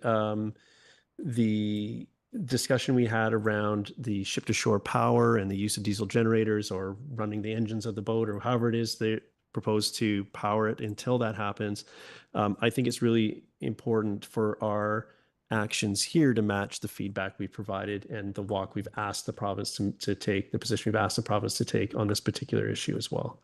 So this is, yeah, that gives me comfort that I feel like this is an appropriate course of action at this point. So I will be supporting the motion. Do you have something? I feel like we've been through a few rounds. I'll go to you, but short, please. Yeah, and just a reflection, and tied to the risk piece a bit. I know, and I am concerned about the liability, but I think it's really important that in every other discussion, I see this council caring about the safety. And when we look at some of the discussions around encampments and what we are doing, how we are approaching that, financial and legal is a consideration, but at the core of that is a genuine care about people that are struggling and what we're doing to help them, how we're protecting them. And I see that in almost everything we do. I think we are not addressing or taking seriously the risk to these workers, which to me seems inconsistent with how we normally approach things. And I want to, because there's, as much as I am not supportive have not been supportive of this project, the people that are there, that are doing the work, that are in this flotel, there's all sorts of reasons why they're there, and they're complicated, and it's not fair for them to be put at any risk, any less risk, or any more risk than anyone else in our community. And in many ways, I think there's an argument that given the circumstances we know exist around these sorts of things, they're likely at higher degrees of risk for many reasons. And I think I would implore my colleagues to really think about that. And are we applying the same level of care and concern that I see my colleagues apply to most other circumstances? And I don't feel like we are here. Okay, I think it's time to call the question. So I'll call the question. All in favor? And opposed? Councillor Greenlaw, Pettingill opposed. Motion carries. Thank you. I'd be looking for a motion to terminate this meeting. Moved by Councillor Hamilton, second by Councillor French. All in favor? Motion carries. Thank you, everybody. As we alluded to, we do have some business to attend to that we didn't get to in our previous meeting. So we will reconvene in the close to do that work at the appropriate time. We don't need to state it.